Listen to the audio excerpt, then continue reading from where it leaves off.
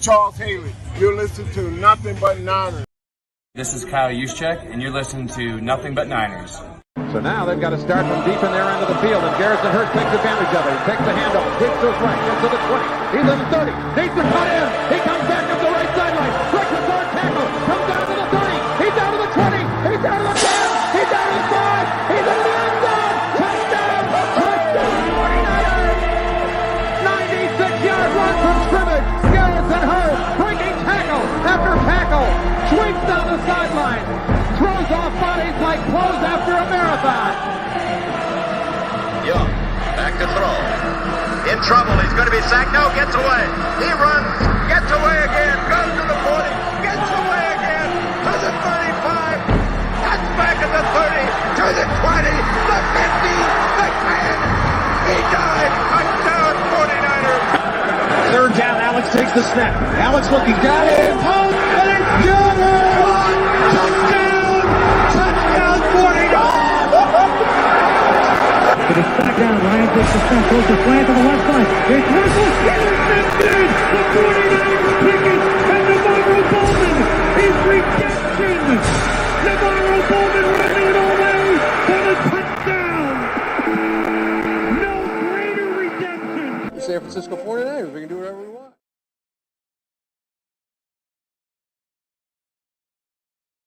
Damn it. Click, click, boom. What's going on, faithfuls? It's your boys, Mike and Tony, and we are back to bring you guys another fun-filled episode, guys, getting back to the groove of things over here. We're going to go through this game preview. I'm sure you guys have seen plenty of previews already. Wayne and I did one early on No Harm, No Foul. This one's going to be very different. I promise you. Stay here. Stay tuned. You aren't going to want to miss it. But before we get to anything, I have to run through the formalities, okay? If this is your first time here on the YouTube page and you enjoy the show, please, please, please hit that like and subscribe button. Turn on your notifications as well, all right? Make sure you go out there and tell somebody about us here at Nothing But Niners on YouTube in particular, okay? We need to get the likes up, so give us a hand, okay? Give us a follow on some of our social media platforms. We have Snapchat, Instagram, and Twitter. Those handles are Nothing But 9. It's the number 9, Nothing But 9, ERS. We also have Facebook and Twitch. Those handles are Nothing But Niners that are spelled all the way out, all right? We also have Patreon, guys. The Patreon community was so live on Sunday. They willed us through it. My man Tony was over there. He's talking about, Mike, I'm going to be in and out. I'm going to be in and out. Bull crap. He was there the whole time on the edge of his seat. I saw him get a couple more grays down there and the sideburns and in the beard, but he's made it, man. He's here. He's here. Yeah, there they are. Some right there. All from Sunday, man. I mean, from Saturday. But, guys, it is the place to be. Head on over there, patreon.com/NB9ERS. There should be 2 new episodes coming to you guys before Saturday night. So make sure you guys get on over there, okay? You guys see our handles. No, you don't actually. I took them off. I'm sorry. Boom. Our handles are right there, the bottom of the screen. If you guys want to give me a follow, right under my microphone there. Mike Andrews 83 on Twitter. Tony is just Tony. You guys got to find him where you find him. He's like a ghost. You know what I'm saying? Just he pops up and shows up. The sad thing is, I don't even know my damn Twitter handle. Hold on, let me look at it. It's NJ Niner Fan 499. That's at NJ Niner Fan 499. There you go. That's so if you guys want to give him a follow, that's Tony over there, man. NJ Niner Fan 499. Tony, we got a poll going. Pause. But there is a poll on our YouTube right now, and what the question is asking everybody, it's pretty simple, right? Every time I see these polls, it's always about the Niners winning, and what players do you blah blah blah. What chances do the Lions have to win? And they got some options: less than 10%, between 10 and 25%, 25 to 50%. Or 50 to 75%. I'm not going to put it where anyone has 100% because that's just a guarantee. But what chances? What are the odds that you guys think the the Lions have to win? And Tony, I'm going to be honest with you right now. 25 to 50% is in the lead. So we got to see what happens as the show goes on. Make sure you guys go out there and vote. We're going to keep that running the entire time and see if the numbers change as we continue to break things down. All right, Tony, what's going on with you, big dog? How you doing? I'm all right. I'm hanging in there. What happened?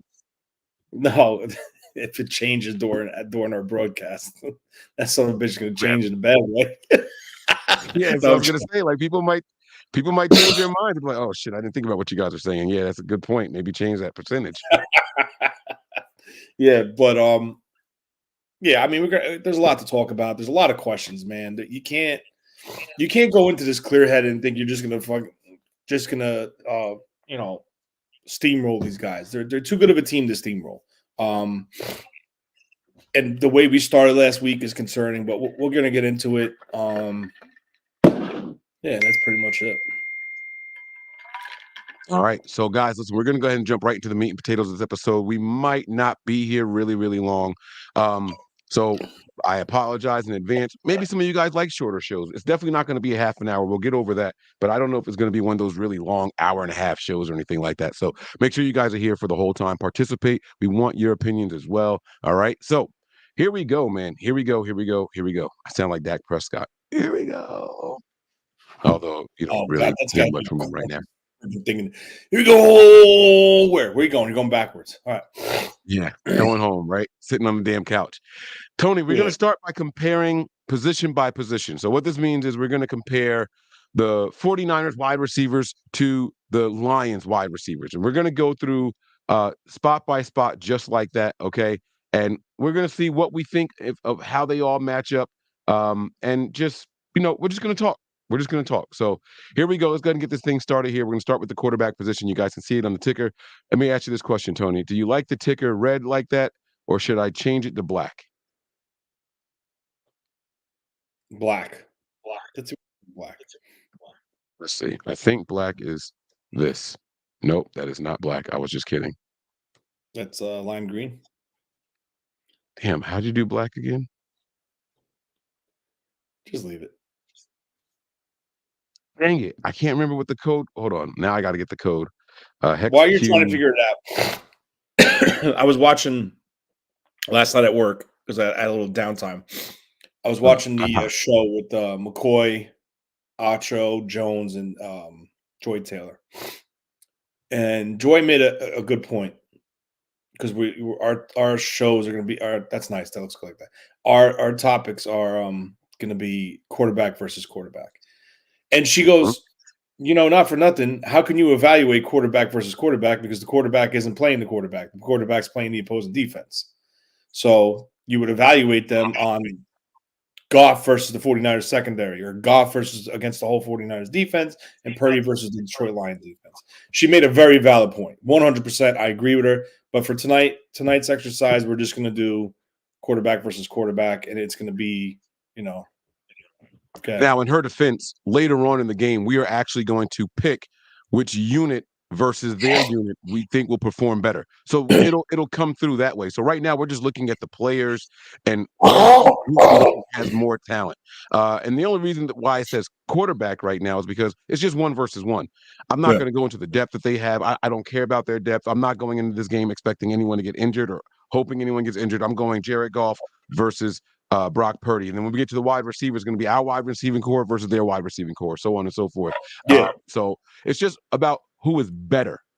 Who's better? And I understand what she was saying, though, about it depends on who you're playing, right? But, I mean, we've got a large enough sample size where we can have some opinions. We know which Lions wide receivers are really good. We know which 49ers wide receivers are really good, and opponent be damned. Some of these guys can go out there and do it regardless of who they're going against. So we're going to have some fun here now. Yeah. All right. Good. Jared Goff versus Brock Purdy. Tony, who you taking and why, man? Experience standpoint, I'm going to go with Goff. As far as being in the Super Bowl, more tenured as a starter, more starts, bigger game, played in more bigger games than Purdy. And it's not a knock against him. He's been in the league longer, so obviously he's going to be more experienced at the NFL level. But what my issue is this, and it comes down to the bye week, right? Brock didn't play, obviously, the bye week, and Brock didn't play the final week of the year. So that's essentially 2 full weeks of no-go time for Brock, where Goff played in both those games and performed well in both those games. The offense produced. I understand he squeaked by a win with the Tampa Bay game. They squeaked by a win with the Rams, but it's big time reps in a big time game and a win or go home atmosphere. So right now he is the little bit in the lead, but if the 49ers can somehow rekindle and get back to the way they were playing, as far as confidence, as far as execution, get back to their timing with this offense, with Debo healthy, God willing, Right. I'm going to start to lean it towards Purdy. It's very interesting that you say that. Oh, go ahead. I'm sorry. I didn't know you were done. No. I'm done. In general, I just wanted to say. I'm actually taking Purdy. This is going to sound crazy, right? But I understand if you look at the stats, you just want to look at the pure numbers, right? Brock Purdy finished with less yards than Jared Goff, but he also finished with significantly less attempts than Jared Goff. Jared Goff finished the season with 4,575 touchdowns, were 30, and 12 interceptions. When you have Jared Goff with Brock Purdy with 4,280 yards, 31 touchdowns, 11 interceptions. I mean, we're talking 9.64 per attempt, not completion. Jared Goff wasn't doing that. Jared Goff finished the season with 67.3 completion percentage, while you had Brock Purdy finish with 69.4. And probably the last time and only time I'm going to say this in the playoffs, because I couldn't have said it last week, I actually think Brock Purdy's a little more athletic than this quarterback for the first time. 100%. 100%. Yeah. But my answer was based off of one thing and one thing only, and that is NFL starting experience. That's it. I never once said anything about statistics. I said, and the focal point is the experience. Because I don't care. Experience is a big factor. I'm sorry. Jared Goff has been to a Super Bowl. Jared Goff has been in multiple NFC championship games. No, 1, 2. He's been in one NFC championship game. That was Stafford, and this is his second one. This is Purdy's second one, but Purdy didn't make it out of the first possession. So I'm basing it just off the experience side of the question. As far as production, as far as like that, I just feel that I'm a Purdy guy. I've been a Purdy guy. Purdy was on our Nothing But Niners draft board. Not a lot of people could say that. All right. So it's that. And now when you evaluate Goff, and this is where it gets tough, right? Goff has the better offensive line starting 5 in front of him. We'll get there. Therefore, we'll get to that too. He's going to be getting a little bit more time and a little bit more protection. So that's another little chink in the armor towards Goff. But it's so hard to really break it down to the point.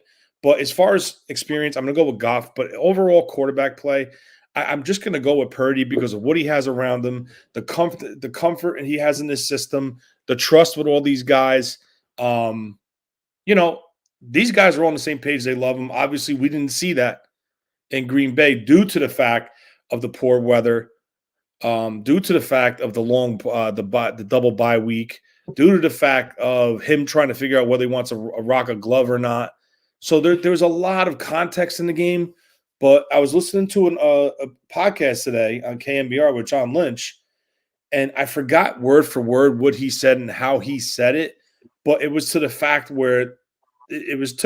of they basically saying this team knew when it came down to make a play, they knew how to make that play, and they made that play. So that's the difference right now. Is Goff that type of quarterback? We don't know. So and that's the other thing too. Playoff experience is almost even for these two guys already, and this is only the second year for Brock Purdy. And I get it that it's more than just the player as an individual, but for time and time again, I see Brock Purdy making better decisions. I don't know that I've ever seen Jared Goff see someone in motion and stop them to try to beat the play clock. He just doesn't have it. He's going to call the timeout. He's not going to have the wherewithal to say, no, stay there, stay there. He operates very much so in the system and stays in the system, where Brock, I think, is a little bit better off script. I understand that we see Jared Goff roll to the side a lot, right? But that's also part of the design that they have him doing when he rolls like that. He doesn't. I don't think that's his wheelhouse. Where we've seen Brock Purdy spin and get away from people and make things happen. That's why I'm giving the nod to Brock Purdy, even though it's early in his career. So, chat, you guys type the names in there really quick. Let's see who you guys are taking, Purdy or Goff, as far as a matchup of quarterbacks. Who do you guys like more? And don't be biased.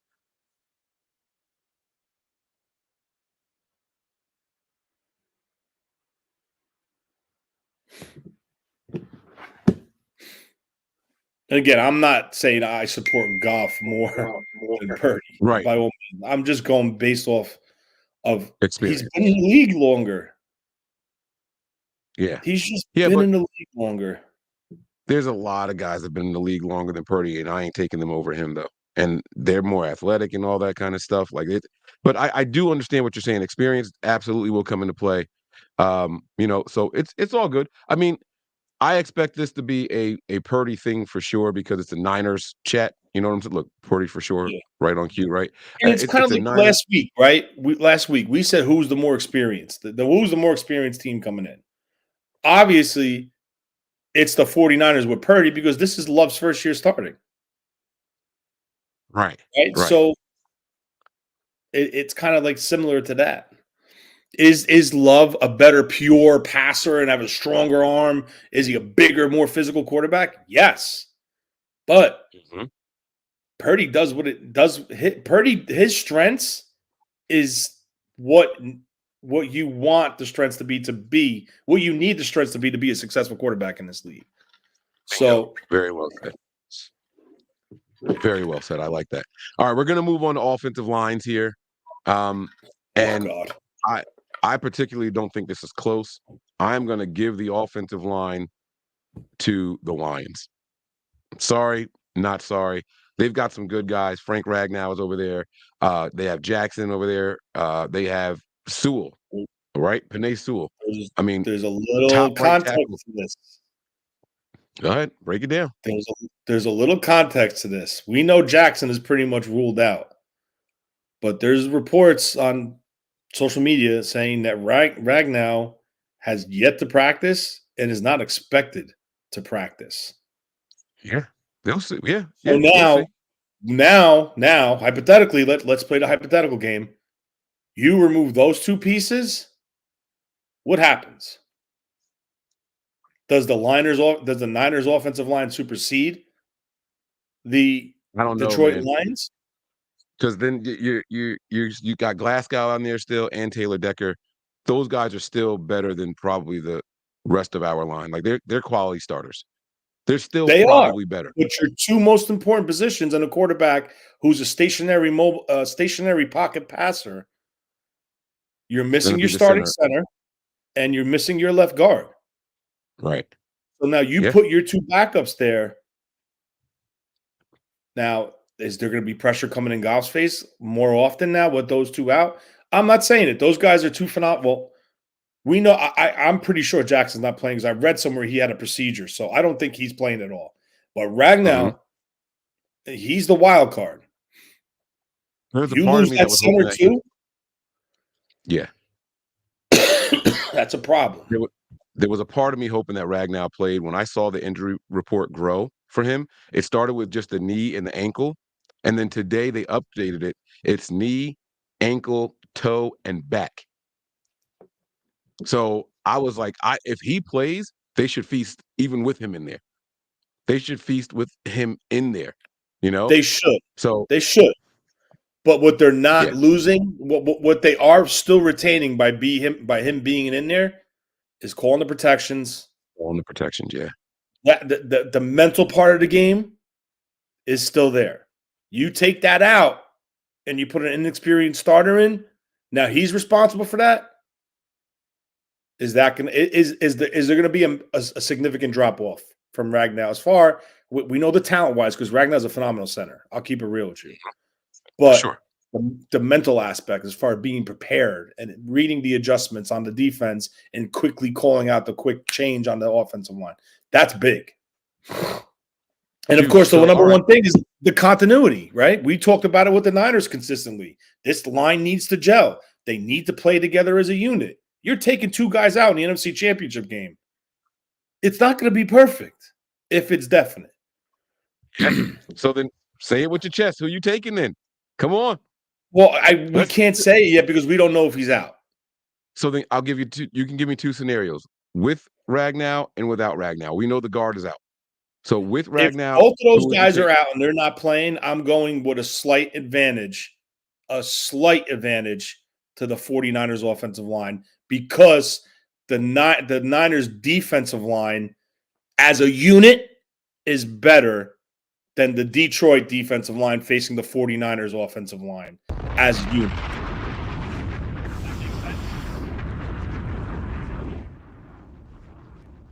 Does that make sense? Yeah. It makes sense. I hear you. I'm still gonna give the edge to them, even if he's not Even in without there. those two? Yeah, even without those two, man. I'm worried about a couple of other things, but I'll get to it later on when we're doing the unit versus the units. I'll get to it in a little bit later. But I'm still gonna give their offensive line the edge, even without those two guys. But I like it. Faithful, who you guys taking? Our O line or their O line? I would love to see how they do it. They said, I stand with our O line if Joe starts.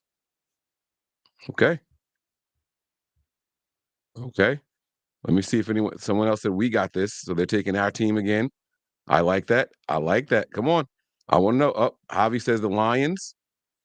Yeah, our O line, field general. Yep, I got you, man. All right. It's gonna be interesting. It's gonna be very, very interesting. All right. Let's keep it moving though, guys, because we also got to hear from our head coach today. We're gonna hear what Kyle had to say at the podium today. The next group is gonna be the extension sometimes of the offensive line, and that's gonna be the tight ends. The tight ends for the 49ers versus the tight ends for the Detroit Lions. And this is going to be a really, really interesting one here.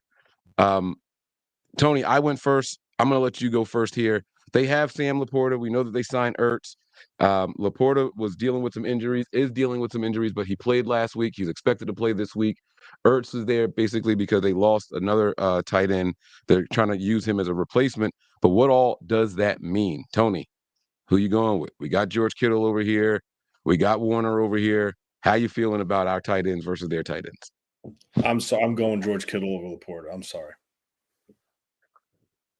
But hands down. I'm sorry. George Kittle. This is playoff time. This is where these guys, they rise. They rise to the occasion. They're top players at their position. They're big money players. This is where they shine. And I'm taking Kittle over Laporta. And it's not a knock against Laporta. I think Laporta is an excellent tight end. I think he's a young up-and-coming stud who probably will be the number one tight end within the next 2 years. But what George Kittle means to this offense, Sam Laporta doesn't mean to that offense. He's not that type of tight end. He's more of a Kelsey type tight end, a receiving threat. George Kittle does it all. He leads. He motions to a lead block on the toss sweeps on the opposite side of the formation. He's a threat in the downfield as a pass catcher. He'll run through you. He'll block downfield. George Kittle is the man in this game as far as the tight ends. Depth wise, yeah, you signed Zach Ertz, but when they released Zach Ertz, I immediately said, listen, you want to bring him as a tight end 2, tight end 3, because he's banged up. Bring him in. Bring him in. He ain't going to be the starter. You want to go 3 wide? You want to go 3 tight end sets? You want to go jumbo formation? Yeah, I'd put him on the field as a third tight end and line him up on somebody. He can't run no more. He's an excellent route runner. He will create separation because he can run routes, but he's not going to burn you, and he's not a blocker. So as an extra hand, as an extra piece to the 49ers offense, sure, but not to become the focal or take the pressure off of your top tight end because maybe, he's having an issue with that knee that he hyperextended or whatever. Maybe, they want to rest him a little bit because he's starting to have side effects. We don't know, but it is what it is. He's there. He's not here. And I'm still going with Kittle as the tight end in this game. Yeah. Well, let me down, George. I'm taking the Niners tight end. Kittle is a more complete package. He's just as dangerous in the passing game as Laporta is. Plus, he gives you the blocking dynamics that Tony was talking about. He creates mismatches all over the place. There it is. You guys see it in Tony's screen right there. That big 8'5" is sitting right there. You know what I'm saying? So I'm going to go with the edge to the Niners here. It's no knock on Laporta, and I don't think he's going to be the number one tight end anytime soon. in the league because I really, really like that Ravens kid, Isaiah Likely. They're talking about Mark Andrews might be back and all that stuff later and all that. And I think Mark Andrews' days as that team's top tight end, My it's man. over. My man. Tony's in love, guys. That's my man. No, I'm not in love. Listen, I'll be honest with you. Great dude. Great dude, Mike. I watched this man sign autograph after autograph, take pictures, gave hugs, dabbed Come up on, little. friend. I seen it in front of my eyes, bro. And I was like, damn, this guy's cool. That's why I got his jersey. That's why I wanted a picture with him. You know, cool shit, down to earth. He is like a true dude. And for that reason, that's why I support him. And I think he's gonna have a monster game this week. Right. I like it. I like it a lot, man.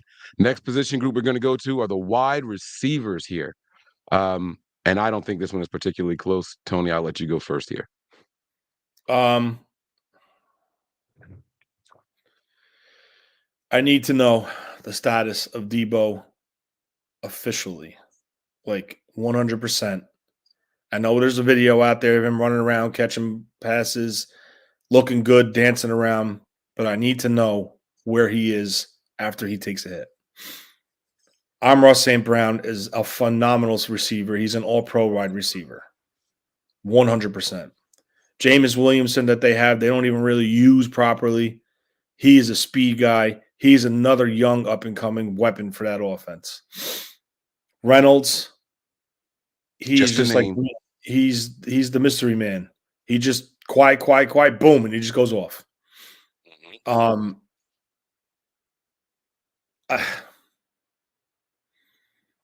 If I knew Debo was 100% healthy and there was no question at all, for what the Niners need, what the Niners want to accomplish, I personally would go with the Niners receivers because of how they're used in this offense. And it might be a little biased, but I just feel when they're clicking, bro, they're tough. They're tough to stop. Ask Philly, ask Dallas, ask all these teams that come in and think they have it all figured out, and then the Niners offense puts up 40 plus like a buzzsaw right through them. Like, you know, is it scheme? Yes. Is it because we're loaded with weapons? Sure.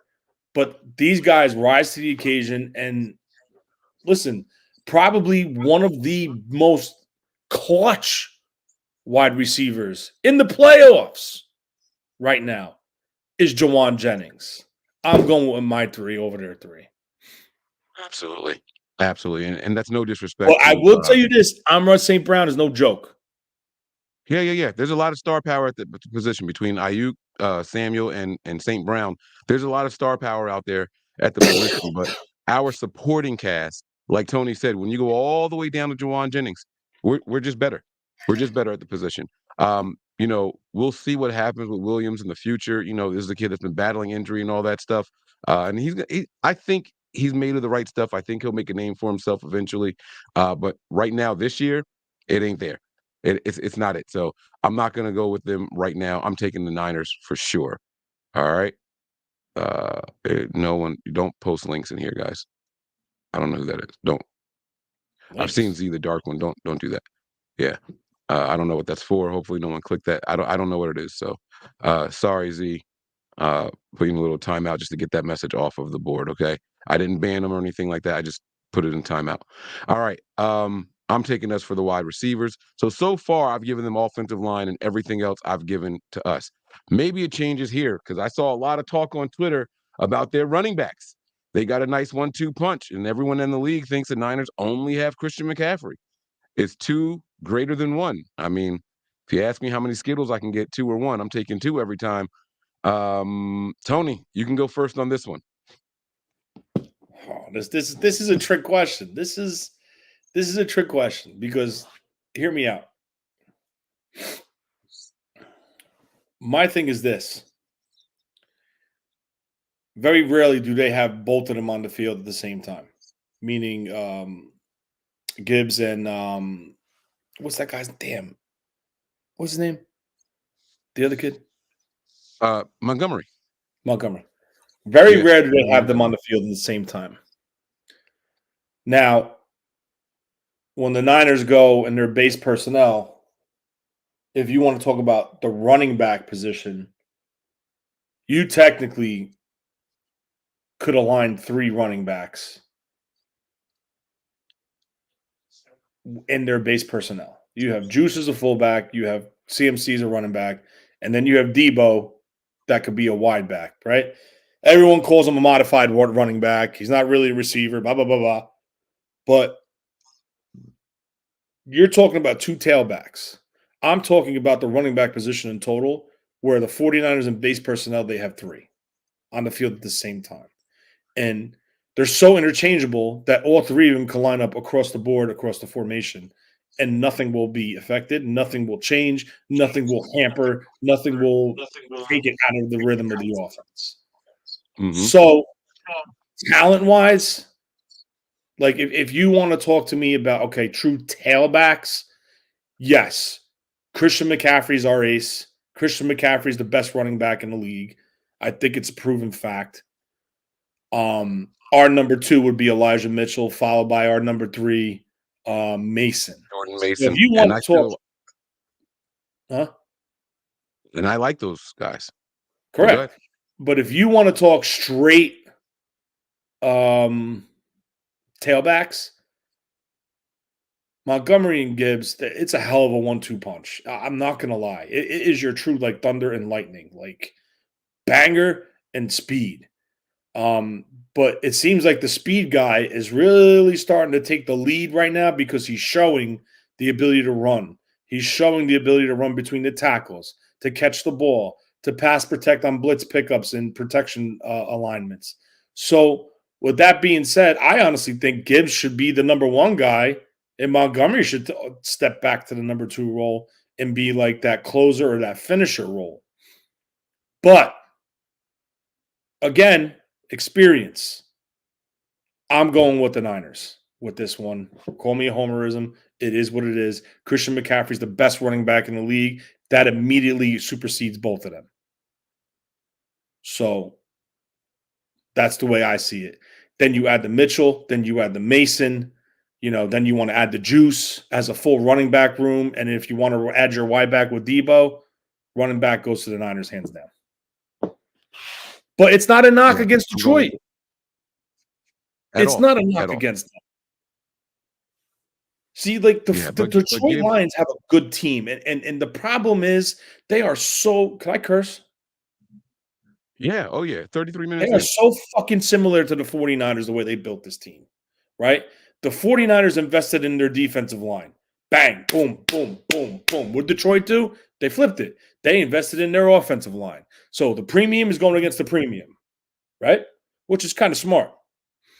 So with that being said, I just feel that they're so similar. These regimes were put together with shit rosters.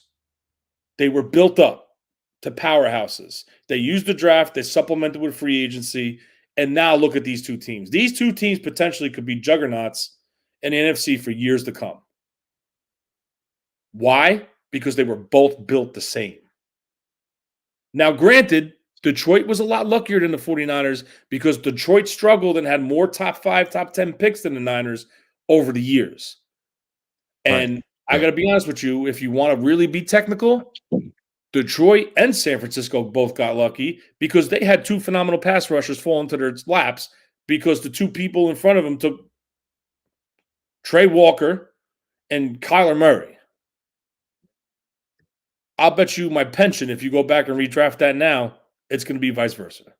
Hutchinson's coming off the board, and so is Bosa. Absolutely. So absolutely, yeah.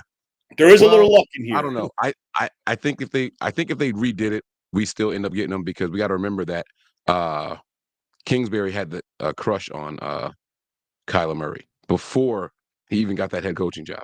I don't know if you remember the article that came out. So he still probably would have taken him and trusted his gut. He put that out there long before. So, I guess we're lucky they hired him. Huh? Yeah, That's where the luck comes in, is about who they chose. Yeah, absolutely. I'm giving it to our running backs, and I'm not even including Debo in that formula. You know what I'm saying? I'm leaving Debo at the wide receiver thing, and so even without Debo, once you include him and how he dictates coverage, his movements and motions and all that stuff, splitting McCaffrey out wide with Debo in the backfield, and then shuffling them back and all that stuff, and watching the linebackers scurry. Like it's crazy. It gets even worse. So I'm definitely going to go with the 49ers running backs right now. And just because the rest of the league doesn't know how dangerous Elijah Mitchell and Mason are, doesn't mean that they're not any more dangerous than anyone else. Those guys are going to be formidable. They'll be just as good if their numbers are called as far as running the ball. We might lose a little bit of something in pass coverage if a running back is asked to stay in, but hopefully we're never down in a position where that has to be the case. All right. We're going to switch it over to the defensive side of the ball now, guys, and we're going to talk about the defensive lines here. And Tony, when you're looking at the defense, man, the defensive lines, this is a little tricky for me. This is a little tricky for me. I got to be completely honest with you. I am doing my evaluations based off of this year. This year. All right. Not just the names, but what I've seen. I'll go first here because I might have something negative to say about the 49ers. Actually, I do. I'm going to go ahead and say it. The 49ers defensive line has been a little bit of a letdown. We've had Eric Armstead come in here and then go out, and then come in and go out. He's not 100%. We can see the difference. Javon Hargrave was brought in to provide some interior pass rush. He hasn't really done that right now. He doesn't look like the pay was what it was supposed to be. And it's so weird because everyone else expected it. I don't know if you remember when we got him, I said, we're doing this, and this is Armstead's year where he went crazy when they had Bosa and Buckner next to him and he got the 12 sacks. I said, that's exactly what this guy is. I said, so now we're going to have two Armsteads in the middle. These guys are better against the run, and they just happen to go off those years. I cautioned everybody about expecting that kind of performance to be sustainable when he came here from the Eagles. And they were like, oh, no, this guy's a pass rusher. He's a pass rusher. He's not. I'm sorry, he's not. He can get some pressure, but he's not going to be that guy that's going to go out there and get you 7, 8, 9, 10 sacks a year. That's not him. How many sacks does he have this Armstead year? did it once. It's a really good question, and I will tell you in about. I'll tell you. He has this year 7 sacks. He's got 7 sacks. Yeah. All right. So the way I look at that is, right, it's based off of projections, right? When you add a free agent of that magnitude and that capacity, you see what he did with a unit, and you're projecting him to your unit, right? So free agency, you're always overpaying for anybody. I don't give a shit what anyone says. The only way you're gaining leverage on these guys is structure and verbiage of the deal. I think we could all agree on that. But no matter what, the dollar is the dollar with these deals. So with that being said, when they made that move to get him, right, their logic behind it is a pass rusher. And he was a pass rusher there. He's 11 and a half sacks, I think he had. But they're banking off saying, okay, we have Bosa. We have Armstead. We're inserting, instead of Kinlaw, Hargrave. Immediately upgrade. That's an immediate upgrade. Yes, they paid for the nose, but it's an upgrade. You're making your unit stronger. And you have Farrell was your opposite defensive end at, we'll say, in the beginning of the year on what do they call that? Actually, I don't even think he was signed by the time. But they had an opening at defensive end. They still had people on the roster that was there. I think Hyder was brought back at that time, or Willis, one of them. So that was what their plan was, right? So free agency goes forward. They bring in this guy. They drafted Beal. So they added all the pieces that they needed, right, to take the step forward. And it's year in and year out, right?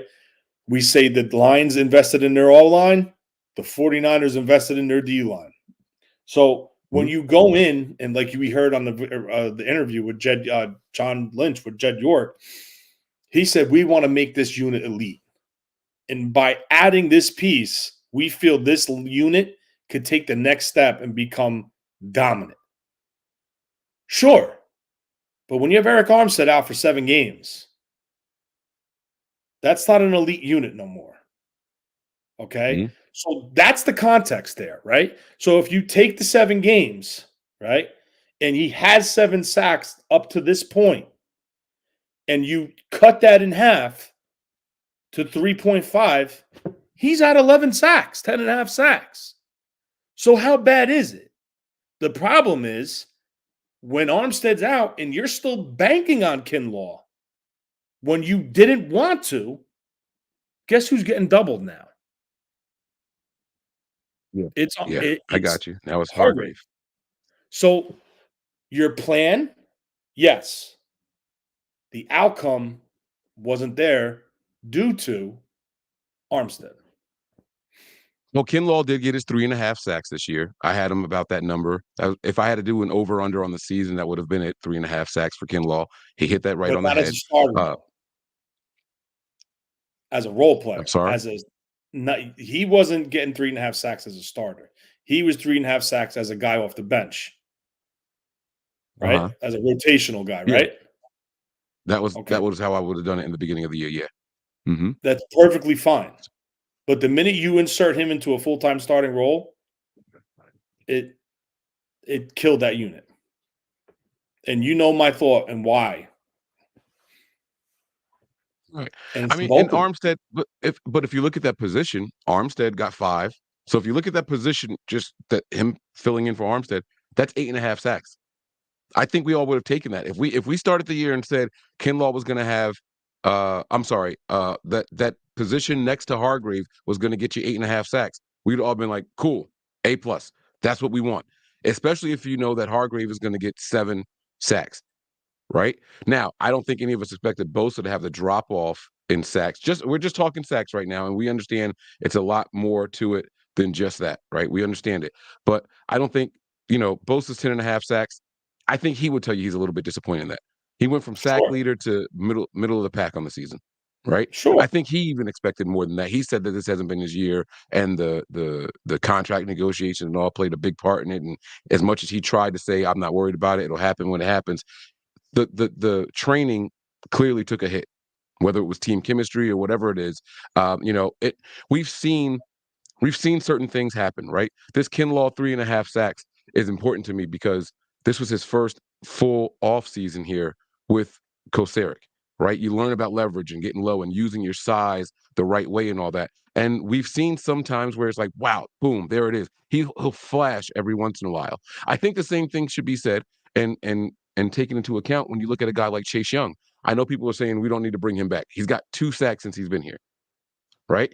Yeah. He came in with 5.5. He's at 7.5 right now. And I understand that, but they're saying, well, we shouldn't bring him back because he's very passive. He's not as aggressive. We don't see him playing. He's using his height too much. Like he plays too upright. I've seen all kinds of stuff on him, right? He can be taken up by a wide receiver and all that. I hear it. But what if Chase Young was here all season long and he got to go through learning how to use his leverage, like how Kinlaw finally was able to do it? You know what I mean? Like, would he be better? Sure. I mean, So that's the thing. But what I don't like what I see with Chase Young is he's not worried about a pass rush. He's worried about looking in the backfield. And once you do that, your pass rush is nothing because you're not focused on what's in front of you. Like you're not executing your plan, right? So if you're engaging, right? Now, if I'm on the edge, I'm in a 3-point stance, track stance, angled, right? To get that outside edge and pin his outside shoulder in. And the pat, if I know it's a second and long, third and long situation, and I do that, I immediately come up, engage, and like natural. If you come off low, you're not going to see the quarterback, right? Because you're going to be right in his chest plate. You're going to either bench him, you're going to rip him and swim, you're going to rip him and swim over, you're going to rip him and go underneath. But the minute you engage and then you start looking in the backfield, what do? You're lifting your pad level up because you're looking there. I understand you want to know where your arc is going to be, where your arc target point should be to get there, but you don't see Bosa doing that. Like you don't see Bosa commits to his plan, and then he goes, and then when he gets to his top point, you'll see him stop and then adjust. But he's already in his arc. So meaning like the quarterback, if anything's going to step up, and then he could rip across the offensive lineman's face and make a play on him. So that is where I think Chase Young, and I said this when they came out, everyone was like, oh, Chase Young's going to be better than Bosa. No fucking way in hell will he ever be I never better. thought that, but yeah. Not you, I'm just saying, but there was pundits out there saying that he is going to be better than Bosa. No way, because he's not the technician. He doesn't put the time, and he doesn't study the film as much as what Nick Bosa does. He depended on the He banks off of his natural talent. Exactly. And then he was drafted because of the production in college. Bosa had the work ethic in college, and it jumped off the tape, right? Yeah. He had the technique from always in college, but he had the injuries. And then you look at Chase Young, who had the production that Bosa didn't have. You know what I'm saying?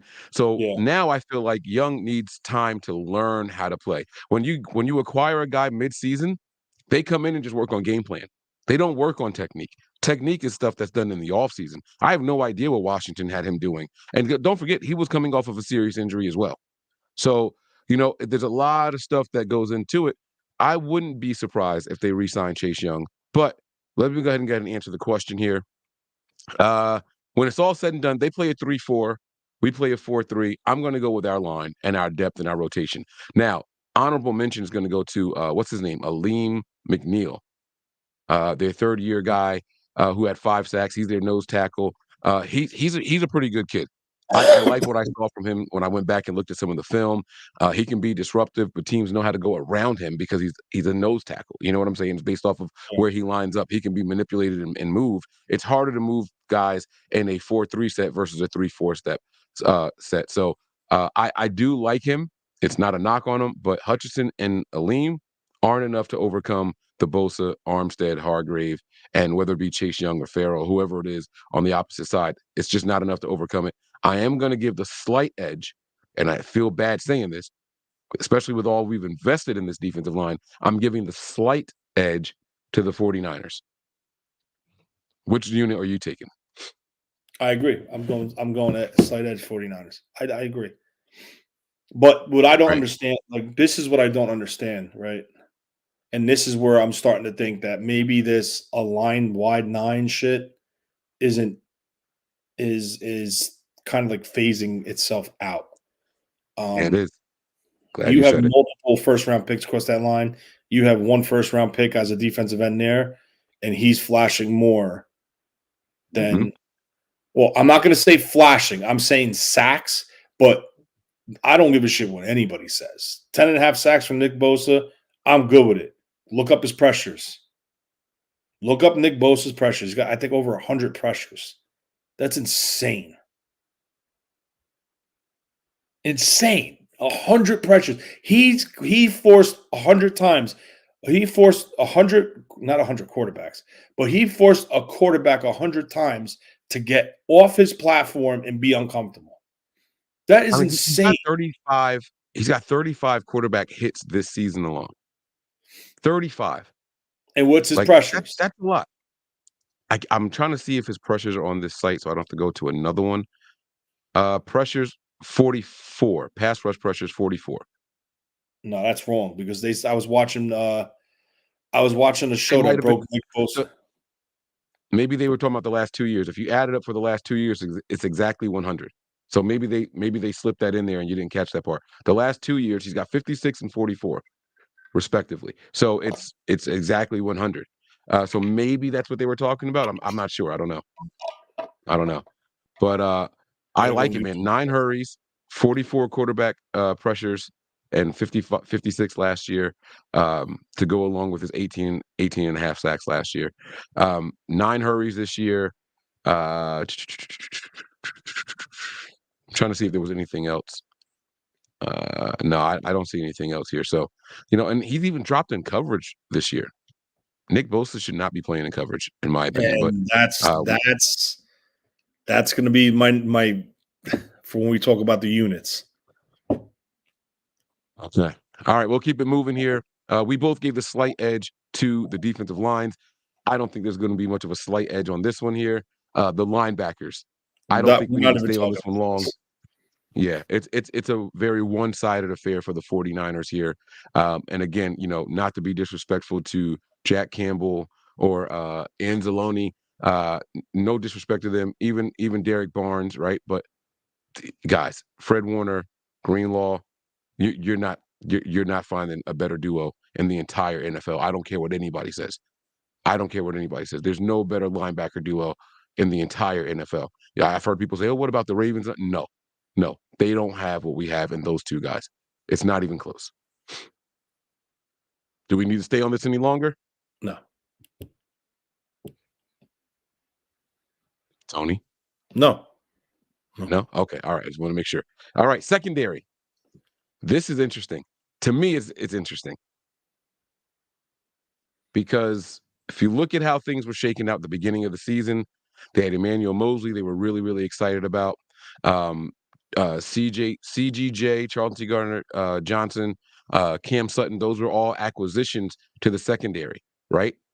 And when Mosley was in there, it was a short time, but when he was in there, he was looking pretty good. He was making plays. I remember people saying, "Oh, the Niners should have never got rid of him. We should have kept him over Mooney Ward." I saw that the first 2 or 3 weeks of the season. We should have kept him. We should have kept him. And now we don't know who. Well, let me speak for myself. I can't tell you who the real number one corner is on this team. There's days I feel like it's Mooney. There's days where I feel like it's Lenore. You know what I'm saying? And the fact that we have that debate, it's a pretty good sign. It's a pretty good sign. I'm going to give the edge here to the 49ers. It's not as wide of a margin as the linebackers, but it's a pretty significant margin here. I got the 49ers secondary. You look at guys, and we've been battle tested this year, right? We've tested this depth. We've seen guys in and out of the lineup for the 49ers. We started with Talanoa Hufanga, right? And boom, he's gone. Ji'Ayir Brown stepped in, and he stepped in well when he got his first start. Filling in that first game, I was like, oh boy, this is going to be rough. Like when Hufanga first went down and they had to pull Brown up, I was like, oh man, he looks like a rookie. This kid looks like this moment might be a little too big for him. They get out of the game, they survive, they go out there and they come up with a game plan. He gets a full week of practice as the starter, and I didn't say his name one time in a negative way the whole game. And I was very, very proud of Ji'Ayir Brown. He's also been battling injury. You know what I'm saying? But we have Tashaun Gibson out there as well. I think the Niners secondary is just head and shoulders better than anything that they are putting out there. Kirby Joseph, I believe, is their safety. Malifonwu was over there. Vilder, those guys aren't the Niners secondary. I'm taking the Niners secondary here. Yeah, I agree with that. But again, like like we saw versus the Packers, one individual could sink that secondary. So, like, Ambry Thomas. if Ambry Thomas plays those ways, giving up those 2 massive chunk penalties, there's a problem. But if he shows up the way he did versus the Seahawk game versus the Cowboys versus Philly, there was another game that he played well in. If he shows up that way, then it's different. But you know what's wild? It seems like the better the wide receiving core as a unit is that we go against, the better Ambry Thomas plays. It's almost like he gets better when the competition is better, right? When we go against a team that has 2 or 3 good wide receivers, he steps up. We'll get to it in the matchup thing later on. We don't have to talk about it now, but it seems that he plays better, right? But the Packers had so many young guys, Watson in and out of the lineup and all that stuff. He's back in there again last week and all that. It's like, who do I hone in on? Is it going to be Reed? Is it going to be this guy and that guy? And then all of a sudden he's a liability out there, or he's giving up the big plays, the pass interferences that led to the scores, right? It's like, I'm not really buying it. I'm not buying it. What happened to him? But in a week that he knows that the whole unit is good and he's got to be on his P's and Q's, he minds them very well. So we'll see what happens here. I don't know the kind of respect they're good. This team, here's what I fear for him. No, I'll save it for later. We're going to give this one to the secondary, and that's going to be it for now. We're going to stop there. We have one more that we have to go through here, comparing position by position, and we're just going to do this one as a whole. The specialist. We're talking about the long snapper. We're talking about the kicker, and we're talking about the punter. Which unit do you give the nod to here, Tony? I will let you go first because my answer is quick and it's going to be not worth going into too much. I don't even know who their kicker is. They have Bagley, Mike Bagley. That's a coin flip, bro. I'll take our long snapper, our punter, our kicker. I don't know, man. Plus, his parents are Detroit Lions fans. They're ready in his head. And the return man. So you're taking us? I don't know. I don't know. I'm taking the Lions here. I'm not even gonna. I'm not gonna beat. I'll be honest with you, Mitch. Here. Mitch is hell of a season. Mitch Wisnowski's having a great season, in my opinion. And I love Tabor Pepper as a long snapper. So that's 2. McLeod and Moody. I don't know, man. I don't know. I want to believe in him. I want to be confident. I want to slam the table and say, I got my kickers back, but I don't know. I don't know. All right. So listen to this. This year, Bagley is now he's coming in. He's only played 4 games for them right now, but he's made all of his extra points. I'm sorry, he missed 2 extra points. He's made all of his field goals. I'm gonna give him the slightest of nods over Jake Moody because if Jake Moody misses one, he crumbles. I don't think Bagley will do that. I don't think he'll do that. Let me be very, very clear what I'm saying. This is going to go back to what you said about Jared Goff versus Brock Purdy, right? Experience is what it's going to come down to. It's going to come down to experience. His first year in the NFL, 100% of his field goals. Next year in the NFL, 100% of his field goals. Next year in the NFL, 75%. I mean, I'm sorry, 100% of his field goals. He's that kind of guy. Now, his opportunities have been low because he's kind of a guy that just comes in and fills in, right? He's kind of plug and play. Here we go. I'm sorry. What was I looking at? I was looking at game logs. I'm sorry. 98%, 81%, 72%, low year. Then back to 81%, 85%, 85%, 100%. This year, 100% for them. So I just don't think that it's relatively close when it comes to the kickers. Plus, we're working with a rookie. So I'm going to give them the kicker edge. Long snapper and punter, to me, I'm going to call it a wash because those guys often miss. Tabor, I love. He's my favorite long snapper in the entire league because I don't pay attention to the rest of them, right? So I got a little bit of a bias there. I'm not going to hide that. But this is the tiebreaker for me. The tiebreaker is the returnman. McLeod is just not it. I'm sorry. And if I had Khalif Raymond on this team, I would be much more excited. Raymond is a dangerous kick returner. He's dangerous. That kid is a weapon. He's a tool. And I think the Lions know exactly how to use him. So I'm going to give this one to the Lions.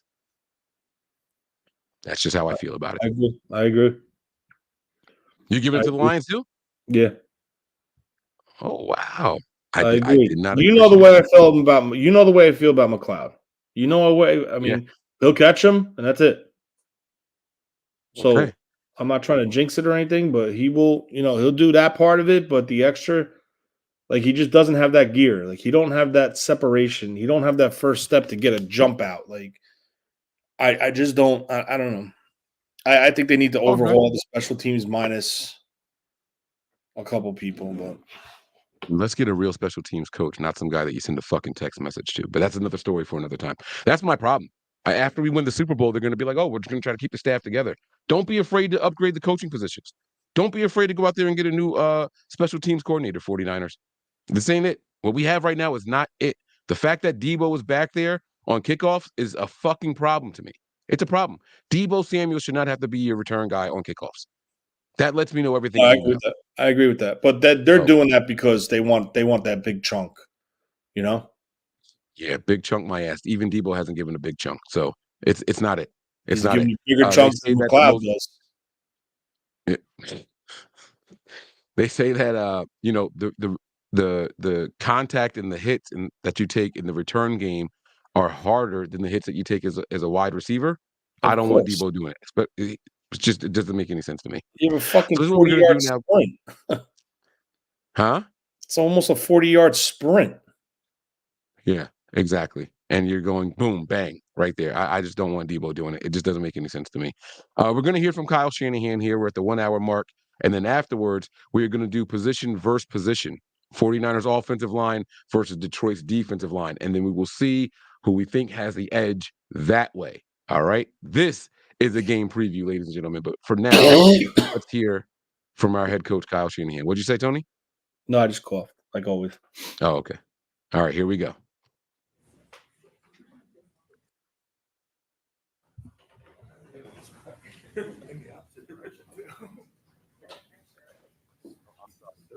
So we just rent this area. Across that wall, then we're in charge of those clocks, not these.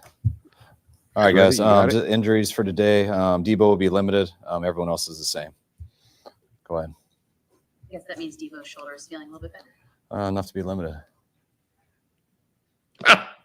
Love it. We've seen how you handled the final. Shut up now. First half. I guess two questions. One is, do you ever feel that anxiety that people in the stands feel when the clock is ticking? And how long did it take for you to kind of arrive at that's the way you want to handle the end of first half situations? Just going through it all and trying it in 19 and seeing our success with it matched up with the 20 years of stats we got before that. On Saturday, did you handle it the way you wanted to, or did a little bit too much time go off the clock? No, we handled it the way we wanted to. We ended up kicking it on fourth down, didn't we? That's right?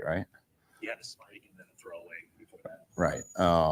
It has when you're thinking about that, it's not times, it's downs. And so the plays would have been the same. On the second down before that, we tried to get an explosive, and then you check it down, and then it goes to 3rd and 2.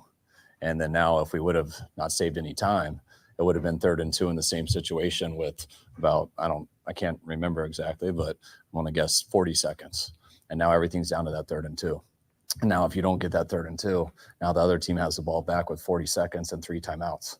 And now it's a totally different game. At that time, we're up 7-6.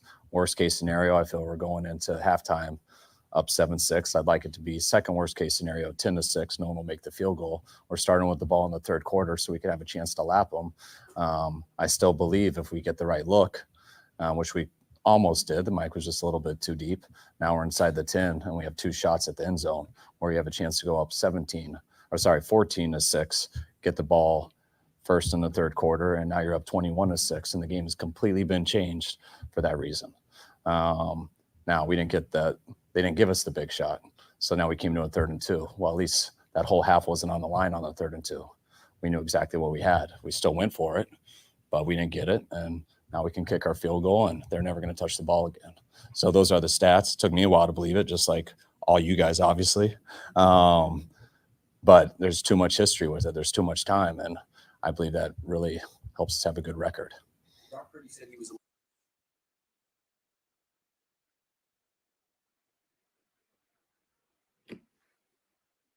I stopped it right here because I think this is crucial. I was on last night with the guys from 49ers Hive, and I ripped into Kyle about time conserving and all that kind of stuff. And shout out to Matt. I know Matt watches the show.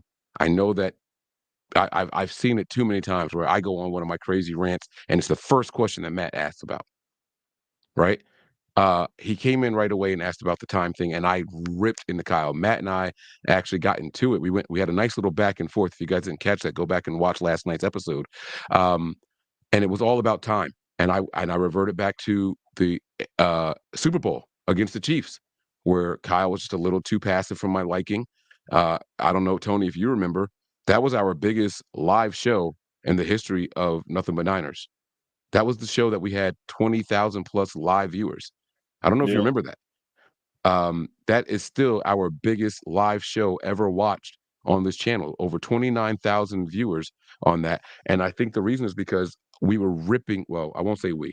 I was ripping Kyle Shanahan so much because we were going up against a head coach who went for it twice on 4th down, and you're keeping timeouts in your back pocket as if it equates to points or something. Then we had that big explosive play from George Kittle, and then he wanted to use his first timeout. It's like, dude, you should have been using the timeouts all along so your team was ready for the next play. And it left us with no time to try to get any points at the halftime of the Super Bowl. Now, all that being said, that happened last night on the show. We had this long conversation, this nice big back and forth between Matt and myself. And then that's the first question that Matt asked. And Kyle said something here that I've never heard him say. We don't play it based off of time. We play it based off of possessions and downs. Now that I know that, I have to readjust all of my thinking when I'm looking at what Kyle Shanahan is out there doing. I have to, because it makes a big difference. If I'm looking at it, well, leave your team with a minute, Kyle's looking at it as no. What if we don't get this first down? So look at it as these 4 downs right here. That's it. That's what he's playing. I don't want them to get the ball back if we don't convert the first down. Exactly. He wants to get that first down, then he goes. And that was so crucial. That's why I paused this here. If we don't get the first down, they don't get the ball back with time to go. And that's exactly what he just said here. I thought that was a phenomenal answer from Kyle Shanahan. I'm not going to completely apologize because I would like him to have more confidence that his team is going to get that first down. And that's the killer instinct that I was talking about. I need him to get. But I do understand better his intentions on these drives, especially going into the half. So now that I have a different understanding, I'll have to analyze it different. Look at the context of that situation where the offense wasn't clicking, right? The first half, they were not clicking. They were off. So I would never be aggressive in that situation because you don't know what the outcome is going to be. Like, I mean, you don't know what the outcome is going to be at all, whether you're on dead on accurate or you are in this situation where you're struggling. So that's his tendency. That's his philosophy. And I understand it. It kind of makes sense to a point because you don't want to start banging timeouts and then all of a sudden it's 3rd and 13 because you got sacked. Next thing you throw, what do? You're 3rd and long. You got to throw the ball. You got to throw the ball. Try to get the first down. Incomplete. You knock 4 seconds off the clock. They have timeout. They have they might have 1 timeout in their pocket, and now you got to punt the ball to them with a minute left on the clock. Now, situational football, what happens if there's a bad snap? What happens if there's a block? What happens if there's a penalty? You're backed up even further. So there's all situations with that and making that decision. And actually the way he does it, in my opinion, is the most smartest and safest way to do it because now if you're watching the clock, and you're on your 3rd and 1, bang, you get that first down. Boom, that's your first timeout. Right? Your next play call, bang, if it's in the middle of the field, you can't get up and spike it, you time out. Now you're at 2 timeouts. Now you're inside the 30 or 40-yard line of the opposing team, right? So you got 1 timeout in the hole. You could you could run the ball to the sideline. You could try to take a deep shot. You could try to go shallow and get out of bounds. You know, you have more flexibility now because you still have a timeout. You have great field position, and your final lifeline would be your field goal. And that's the way he thinks of it. It doesn't always have to be a 7. He just wants points. He wants the 2 for 1. So the 2 for 1 could be a field goal and a touchdown. The 2 for 1 could be a touchdown and a field goal. The 2 for 1 could be 2 field goals. You know what I'm saying? As long as they're adding points to their total, he sees it as a success. And granted, we all want touchdowns, and you can't win kicking field goals consistently. We saw that over the years of being diehard 49er fans. But on the flip side of it, his strategy is pretty fucking good and safe. Yeah. Yeah. Absolutely. All right. Here we go. We're going to get back to it. Here we go. He was a little overly aggressive against the Packers, that there were checkdowns he could have hit and he would have liked to. Is that something you've been talking to him about? Something I talk to every quarterback out every single day I've ever coached. So it's crazy how many questions we're getting about every one of Brock's decisions, but I'm starting to realize it because I get previewed before all this. And sometimes when quarterbacks make bad decisions, forcing it deep, they should check it down. Sometimes when they check it down and a guy hits the guy right away, they're like, damn, I had that over the top. Brock's as good as any quarterback I've had at making those decisions. Does not mean he's perfect. try to find me that guy. Is there a moment in a game this year or in practice where you see Trent Williams moving in space and just sort of marvel at how a guy that size has feet, moves like he does? Almost every day except for walkthrough.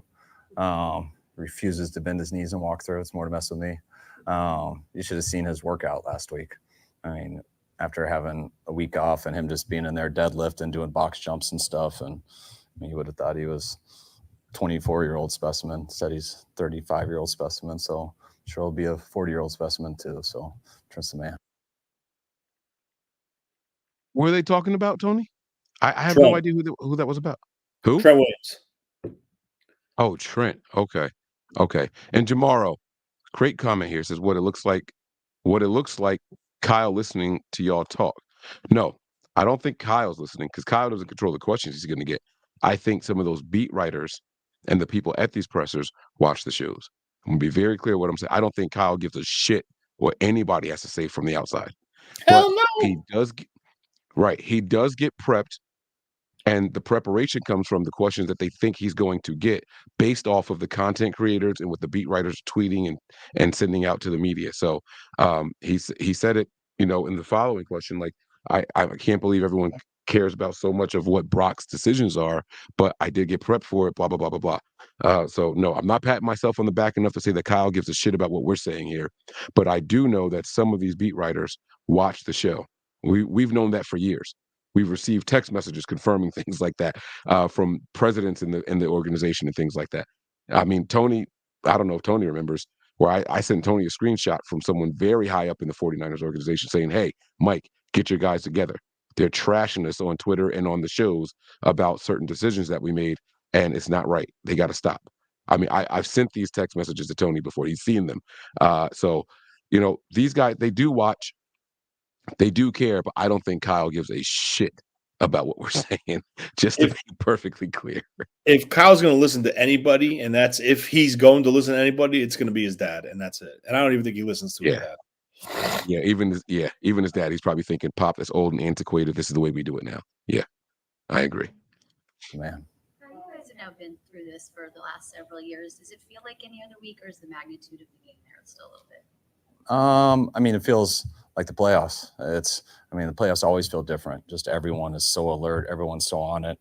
Everyone's so patient outside of here in terms of, at least for me, sleep at the office if you need to. Don't worry. You make sure you get it right. And I'm sure the players are the same. Everyone just knows it's it if you don't win. So I'd like to say you focus as hard as you can every week. But when you get to these situations, it's a little bit different, and it makes it a lot more fun. Last year, guys said that one of the hardest parts of swallowing that loss was how hard it is to climb the mountain again. You can't just snap your fingers. How hard is it, Kyle, to get back to this point year in and year out? It's very hard. It's when you go into January every year to February. I don't even know what the date is. I think it's getting close to February. It's just long, and but you always feel after. Whether you lose an NFC championship, whether you lose a Super Bowl, ask anybody, whether it's one of them, whether it's two of them.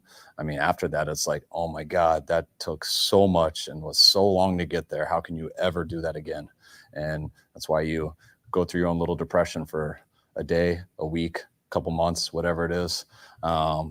Usually by the time March hits, though, and you're starting to look at free agency, you're starting to look at the draft, you're starting to look at your board of what your team is now, how you can improve it to the next season. You always get right back there if you like what you do. But you definitely need a break after it. Everybody does, because it's hard to do it at that high of a level, just mentally and physically for the guys for this long of a time. What do you say about your team that you have a group of guys that have been able to do it so many times in the last 5 years? I think that's what I like about our guys the most. Football is very important to them. when we were a lot younger in 19 when we did it, and we were second pick in the draft with a 4-12 team to all of a sudden 13-3 and going there. So it was more, you didn't really know. You didn't know what type of year it was going to be, and you kind of just fell into it. And then you come back and you think about all that stuff the next year and the next year during that COVID year, and all those guys we lost up in New York and losing our quarterback and Nick and a number of people. It ended so fast, and then the COVID stuff was so weird. But then you get to the next off season, and guys just now they know how bad a season sucks when you don't do good. and how much more fun it is when you are in that and you're playing for games at the end of playoffs. And that's what I think we learned in both of those 2 years. And, we not snuck in, but we earned to get in at that last game in 2021 and then made a run to get to the championship. And last year we went on a big win streak to get, I forget what seed we were, but guys start to get used to how hard it is to get there, how important it is to get there. And that's why I think our veterans have been different a little bit in the offseason. Not necessarily just we're going to work harder or do this or that, but it's just a little bit more deliberate in everything you do. It's not about just being ready for training camp. It's not about just winning a job. It's about how to do this as a team. We got a lot of good individuals, but I feel like we've thought as a team a lot since 19. The against Green Bay on the 39-yard touchdown run by McCaffrey, it looked like Warner might have been on the wrong side of the formation, and Mike's picked up Brock saying, stay there. What was going on that play? Was he on the wrong side of the formation? Was that a heads-up play by Purdy? No, we changed plays. We balanced it out on which way we're going to run.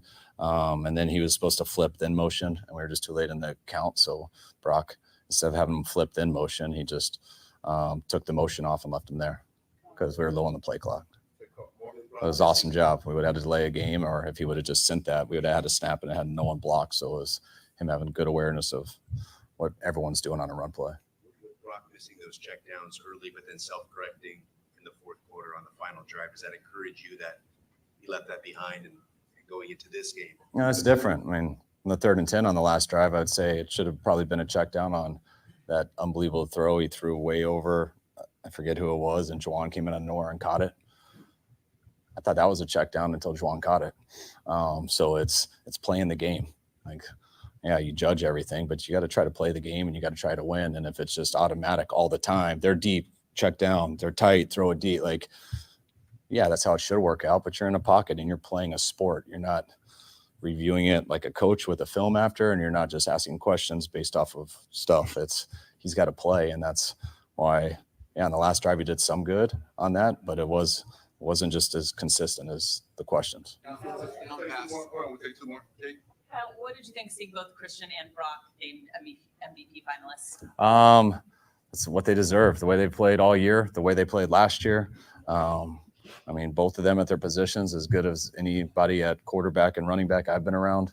Also watched football for a long time, and there's a lot of good players in this league. So it sucks that one person's got to get all those awards, but those guys are right there with those other guys. Man, how important is the 12th man going to be on Sunday? What's that? The 12th man, how important is the 12th man going to be on Sunday? We don't call him the 12th man here. But our crowd's very important. Our crowd, I think, is the best in football. They travel extremely well. They don't have to travel this week. I hear the Lions fans travel pretty well. I mean, we love having home field advantage. Our defense more than anything. Our players coming out. But our crowd's very important. Our crowd, I think, those guys are right there with those other guys. Man, how important is the 12th man going to be on Sunday? What's that? The 12th man, how important is the 12th man going to be on Sunday? We don't call him the 12th man here. But our crowd's very important. Our crowd, I think, is the best in football. They travel extremely well. They don't have to travel this week. I hear the Lions fans travel pretty well. I mean, we love having home field advantage. Our defense more than anything. Our players coming out of the tunnel. We want to win it here. It's a huge deal. It affects everybody, and I think always in sports. I mean, everyone likes playing at home, but in football, when it's loud, that truly is an advantage. I mean, that truly messes up what one side of the ball can do on the other team, and that's why it's very important that we're loud. The defensive line obviously did. I gotta stop it, Tony. I gotta fucking stop it, bro. Kyle Shanahan saying that we don't call them the 12th man here. We know who that belongs to, right? The Longhorns. Oh, and Seattle. Sorry. No, Texas A&M.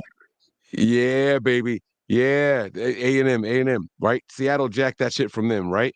But Yeah. Kyle knowing what he meant and putting the kibosh to that, listen, this has been the year of Niner fans Niner players and personnel, coaches, proving to me that, hey, we have an alliance here. That Debo liking that Cowboys picture shit resonated in that locker room. This is all the evidence of it.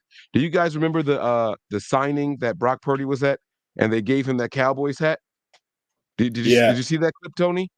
Yeah, he goes, I can't sign this. He was grabbing stuff automatically. Oh, okay. Boom. Next one. Oh, okay. Boom. Next one. Wait, what the hell is this? I'm not signing. Get this out of here. He didn't say what the hell because Purdy doesn't curse. What is this? Are you serious? I'm not signing this. Get this out of here. And then later on, another signing by another player. I believe it was Christian McCaffrey. I can't remember for sure. Another player had the same thing happen. They tried to slide one in there from an opposing team. I'm not doing that. I'm not doing that. So this is the equivalent. Kyle saying, what'd you say? Oh, we don't call him the 12th man here. We don't play those games here, baby. You know what I'm saying? These guys are locked the fuck in. And I absolutely love it. That's why I played the horns for those guys. We don't play that shit. Debo will never like a jersey swap of him and a fucking Cowboys jersey again. It's not going to happen. And if it does, they know we have the right to riot. We have the right to riot. So I'm going to go back on mute. But Tony, I thought that was phenomenal. And I wanted to point that out right there. Any thoughts on it before I hit play? I love Kyle. You know that, man. This is my dude right here. My bucket list. I want to meet him. Yeah, it's very important that we're loud. The defensive line obviously did affect Love at times, particularly late. But given the investment, the millions and millions, when you see like 0 sacks in a playoff game, you're like, guys, that's not acceptable. No, I don't go in there and say, look at these millions, look at the 0 sacks. This isn't acceptable. I go in there and I look at how we won, how it came. No, if you got a 4-man rush and people are chipping every time and the back's staying in to help, which means you have 8 guys in protection, there's 1 quarterback, there's 2 guys out on a route and 7 guys in coverage. Probably not going to give any sacks, but I don't think you're going to give any points either. So there's a balance out to it. Yeah, we want more sacks, definitely. But how are you guys going to play us? How are we going to do it? And I liked how our D-line played. All right, guys.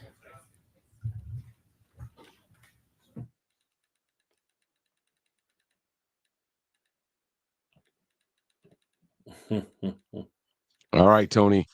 That's that for Kyle. I think next up was Steve Wilks. We don't have to do the Steve Wilks thing unless you decide that you want to, but even if you decide you want to, we'll do it later. What are your thoughts on what we saw from Kyle Shanahan? Any major takeaways there? Well, I mean, I agree with what you say. I think he seems like he's very locked in. He's very focused. And he's ready. He's ready for this game. He knows what they did. They did enough to win that game last week to get them to this point, but he knows that it can't be a repeat of that because they won't make it past this point. I think he knows that deep down inside. So I honestly feel he's ready, and I think he believes this team is ready. And that was the week where they needed to knock that dust off them, if you will, or rust off them. And this is going to be it. It's sink or swim, win or go home. So I'm good with it. I love how he shot down to 12-man like we talked about it, but that's it. Okay. All right. Let's keep this party going, man. We're gonna now get to the matchup segment of the show. Tony, I did not mean to keep you this long. I said we weren't gonna go 2 hours, but the way that we went on the first half, maybe it will. I knew it was gonna be long. Sorry. There's too much. Yeah. But look, I'm not in a rush if you're not in a rush. I just didn't plan on keeping you this long. So if you're cool with it, I'm cool with it. If we need to speed it up, I'll get it based off of your answers and how quick and short and concise they are. All right. So now what we're gonna do here, guys, is going to be which group has the edge. All right. So let's get rid of assessing the pressers, and we're gonna start with the 49ers side. You know what, Tony? I'm gonna let you pick. Do you want to do Detroit versus us or us versus Detroit first? Which one do you want to do first? I don't care. Pick one. I don't give a shit. No, I'm telling you to pick one. Flip a coin or something. Like you answer for me. I guess do Detroit versus us. All right, there you go. Tony has spoken. We're going to do Detroit versus us. So what we're going to do right now is we're going to do the Lions O-line versus the 49ers D-line. Now, this is something that we talked about. We got away from it. Oh, we're going to talk about it in a little bit. We came back to, we're going to talk about it in a little bit.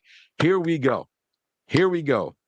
Now, Tony's going to give you two answers, guys, with or without their center, because we don't know for sure. We know that guard is not going to be in there. How do you think the Lions offensive line holds up against the 49ers defensive line? And this is going to involve scheme. This is going to involve personnel. This is going to involve absences. This is going to involve everything here. Now we're talking about matchups. Now we're getting down to the specifics. We're not just looking at the names on the piece of paper and saying who's better and then giving a check mark to that side. Now we're talking about what they do well, what they struggle against, and who has the benefit in this matchup for Sunday night. Here we go. The Lions offensive line versus the 49ers defensive line. Here we go. I can't answer it. I can't answer you it. want me to go first? I can't answer that because we don't know what the hell's where's Armstead. Is he going to come out for the first? Oh, stop it! Oh, stop it! Stop it! I don't know where he's at, Mike. I'm sorry, I don't know where he's at. You know as well as I do, Armstead's not playing all the defensive tackle snaps. He's going to be somewhere between 40 and 60% of the defensive snaps, and that's going to be an uptick from the 25 to 30 that he played last week. No, He's I not on the injury report. He's I not on the injury report at all. What I'm saying is, yes, he's going to be suited up. Yes, he's going to play. But what Eric Armstead are we getting? Are we getting the Eric Armstead pre-injury? Are we getting the Eric Armstead that's still on one leg? Like, if it's the Eric Armstead on one leg, that Eric Armstead's not going to be that big of a difference versus this offensive line. If it's the healthy Eric Armstead and the plantar fasciitis is good and he's able to play with it and push off and play with that physical demeanor and that nasty style that he has, and then I'd be like, you know what? I think the Niners could have the slight advantage due to the injuries. But in my opinion, I think Chase Young needs to get his head out of his ass and have a hell of a game this week. I do, because I do expect Detroit, because Mike, it's on film, how to slow these guys down on the edge. I think they're gonna have to play. They're gonna have to step their game up on the edge. This is where I disagree. They neutralized Chase Young using a wide receiver that people expected to be running routes at the time. It was specifically a wide receiver. All the clips I saw of Chase Young being a liability in pass coverage included wide receiver smashing, whamming, chipping him, right? The Lions don't have that luxury. See, with the Packers, it was, are we going to get a Watson today? Are we going to get a Reed? Are we going to get, what's the other guy's name? It don't matter. I don't give a fuck. But they were willing to sacrifice one of those wide receivers to go out there and do that to Chase Young. They've got Amon-Ra St. Brown. And then what? And he's going to be lining up in the slot. He's definitely not doing it. They don't have the luxury to use a third wide receiver to take out a defensive end. The Lions don't have that luxury. I'm telling you right now. It's different. It's all. I think they're going to try it. I think they're going to try it because it's on tape. Green Bay had success with it. It's on tape. So you got to try. If that's like saying, if you see something like, you know, if you're a coordinator and you see that this team was able to do this against this defense, you're going to try to implement that into your package, and you're going to try to implement that versus them for your game plan. If it doesn't work, then it gets scrapped, but it will be tried. They are going to try to crack these guys off the edge. They're going to do that pitch toss crack where they pitch it, they run a toss to the right in the end, and the wide receiver, I don't give a shit if it's a run play. I think Amon-Ra St. Brown will do it. He will put his head in there and try to block these guys. He's that type of football player. In a passing play, I don't see it, but in a run play, I do see him pinning these guys back. Now, if you're going to ask me who I think who it would be, if Cleveland Farrell was healthy in this game and Chase Young was reverted to like a pass rusher role, I would say, you know what? I would say the defensive line has the advantage, because you want to know what? Other than Nick Bosa, no one set at the edge better than Farrell on the opposite side of the ball. Farrell wasn't a dominant pass rusher. Farrell was a great run stopper. He was a great edge setter, and that's what he did well at Clemson, and he transitioned it to the NFL. So the difference is there where if they're going to attack the ends, now Cleveland Farrell is not here, Chase Young is going to have to show. Gregory is going to have to show. Beal is going to have to show that they could set that edge. And honestly, I saw Beal do it at Georgia. I think Beal probably could do it better than Chase Young right now in setting that edge. Holy shit. Wow. I tell you what. Sometimes the football gods just drop a gift right in your lap.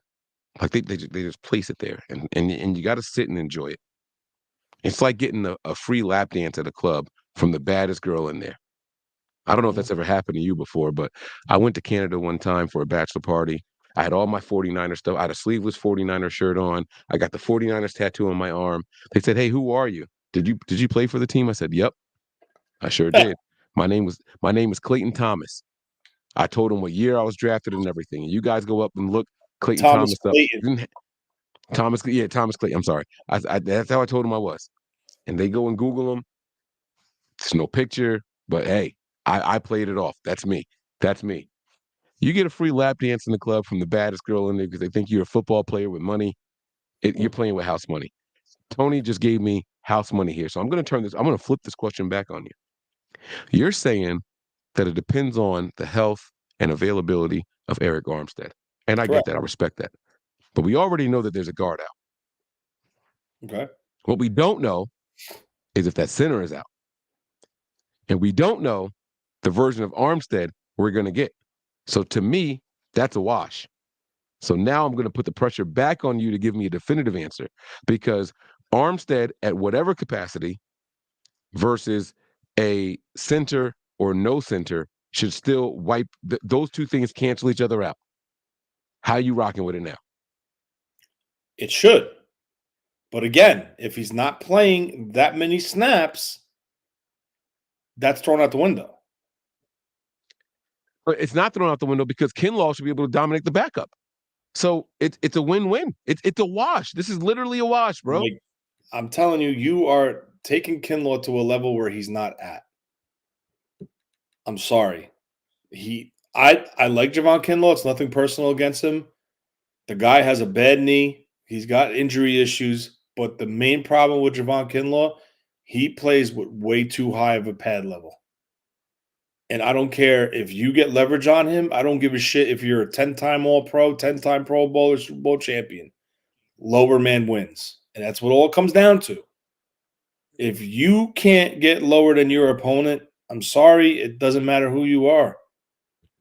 It doesn't. And you got to remember something. What was Kinlaw good at South Carolina State? What was his go-to move? It was a bull rush, right? When it was Kinlaw bull rush, yeah, all power, straight power. Yeah, well, he's not 325 pounds no more. So think of that. Your Niners. This is the same shit that they did to fucking Tank Carradine. They go out there and this is around with these guys' body types and all that shit. That's because of his bullshit. Like, I honestly, I don't think if he didn't lose weight, I don't think he would be playing right now because I don't think his knee could handle the stress. I think that was part of the plan for not replacement, but that was his new treatment plan, was to lose weight and take as much pressure off of your leg, of that knee that you can. So, I mean, listen, you think it's nothing, but playing football at 295 compared to 325, that's a major difference. Who said they think it's nothing? No, I'm saying some people might think that, it's only 30 pounds. Oh, shit. That's a lot. I dropped 70 pounds last month, so I feel the difference. I can only imagine what it's like for a football player. Like I've done it. Recently, like last year. So I get it. And especially when his one-trick pony, his claim to fame, is a bull rush. You don't have the weight behind you to push. So you're giving the edge to their offensive line versus our defensive line. I'm giving the edge. Sounds like you're saying to me. I'm giving the edge to the 49ers. But the 49ers defensive line as a unit needs to play better as a unit. It's got to play as a unit. It's got to rush as a unit. And we didn't see that last week. I think the unit in totality has to play better. Bosa's doing his thing, right? He's getting his pressures. He's getting in the backfield. The 2 interceptions were from pressures from Bosa because Love had to rush the throws. They're playing better. Bosa's playing better, but now we need all 4 collectively as one to rush better. If they could achieve that, couple that, match that with the injuries into the equation, the 49ers have the edge due to them playing together as a unit and the rushing to get the injuries to the offensive line for Detroit Lions. And the injuries are sustained in the middle is where the pressure should be coming from, forcing Goff to be uncomfortable. All right. Well, Tony's giving the edge to the 49ers. I'm going to give the edge to the Lions. I'm going to be completely honest with you. Yeah, Here's the only way that one. I got you. Huh? You definitely just mind fucked me with that one. Well, here's the only way I would give the Niners the edge. If on very important passing downs, they move Chase Young and Nick Bosa to the inside. Now, I said this a couple days ago, maybe last night, and I kind of got talked out of it. It's like, yeah, well, what if he escapes to the outside? Now you got big defensive ends. Because I was talking about stunting. We should do some stunts, get those guys on the edge, down in the middle where they're weak, right? Where the guard and center, even if the center plays, he's nowhere near 100%. He might be 60%, 65%. Go out there and get those guys up the middle. That was my logic. And then the question was turned back to me, and it was, well, Mike, what happens if Goff escapes the pocket and gets to the outside? Now you got big defensive linemen on the edge trying to chase him. He's going to outrun those guys. And they talked me out of it. But then I started thinking about it when we started talking. Goff ain't built like that. He's not going to be the guy running for a ton of yards. He's not going to be the guy that says, oh, I can get past that defensive lineman. He's probably just as fast as those defensive ends. Probably just as fast, meaning it's still a push. So in the event that we are doing the stunts, in the event that we got some Nick Bosa on the inside or Chase Young or Farrell on the inside with some stunts, then I'll give the slight edge to the 49ers, but I don't think the Niners are thinking that way. I told you guys time and time again, I said it earlier in the show, that when there is a deficiency, the Niners tend to go head up, man to man. They don't want to sit there and out trick you. They don't want to out scheme you and all that stuff. They just say, oh, well, you got a backup in there? Well, then our guy should be able to beat your guy. And they don't target the guy. They just say, you go out there and win your assignment. And if that's what they're going to do, and that's what the tendencies say they're going to do, I'm still going to give the edge to the Lions O-line versus the 49ers D-line. Because when everybody's healthy, this year, the Lions offensive line has not disappointed. When everybody's healthy this year, the 49ers defensive line has disappointed. Let's be honest. Let's be real. The 49ers offensive line has disappointed this year. And so because of that, I'm saying the Lions got the win here. Okay. So you're saying that rebuttal? Okay. Now I'm just going to show you what they're going to do. You hear me? All right. Yeah, I can hear you. I'm looking at the poll. I told you it was going to change, bro. I told you it was going to change. I'm going to show you what they're going to do to this 49ers team in the run game. Okay. All right. Oh, wait. Let me do this. Let me do this, and let me blow you up. Pause. This is a half of a formation. Okay. What you have. Fuck my life. You have a 3x1 that goes to a 2x2. So what we say a 3x1 is, I can't even do this because it's backwards. All right. Here's your X. Here's your Y. No, your Y. That's your flanker.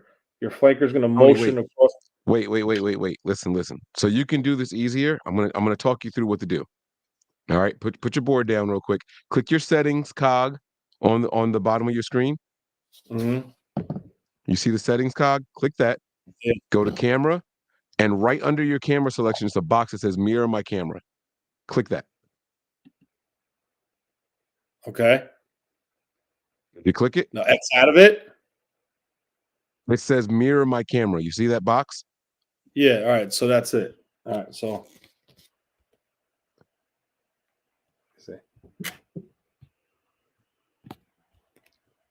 Yeah. Okay. Are you So- writing on the back of a fucking iPhone? No, what are you talking about? It's a whiteboard. Oh, I thought that was a camera. I thought those were cameras. I'm like, what is he doing? Is he writing on the back of an iPad? No. That's crazy. All right, So, sorry. Here's the flanker. He comes in motion. Okay. Here's the Y, which is your tight end. Here's the X, and here's the Z. So it goes from a 3-by-1 to a 2-by-2. So you're talking about Detroit's offense, just so Yes. everyone's on the same page. Detroit's offense versus the Niners defense. It goes from a 3-by-1 to a 2-by-2. So now at the snap, what's going to happen is the motion guy goes this way. The X wide receiver hooks that end. Hold on. Let me see if I got this right. The Y releases downfield, picks up the Mike linebacker, and the tackle pulls and blocks the corner. And there's the alleyway for the running back. Now I'm going to flip it and show you. That is your pin and pull play.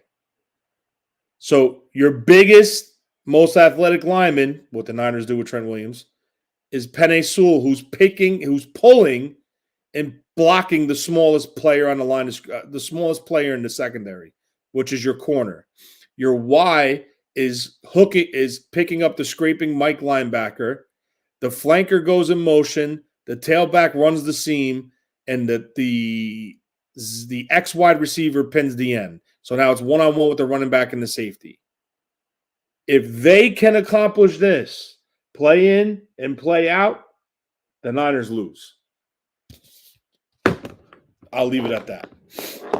Now, if they could defend that, meaning if they play better as a unit, as a defensive line, and rush and all that stuff, if they can play better as one, the Niners could win. But if they can get the edge like this and run that play consistently, whether it's right, whether it's left, and the Niners can't stop it, the Niners are in for a long day. It'll become a shootout, if anything.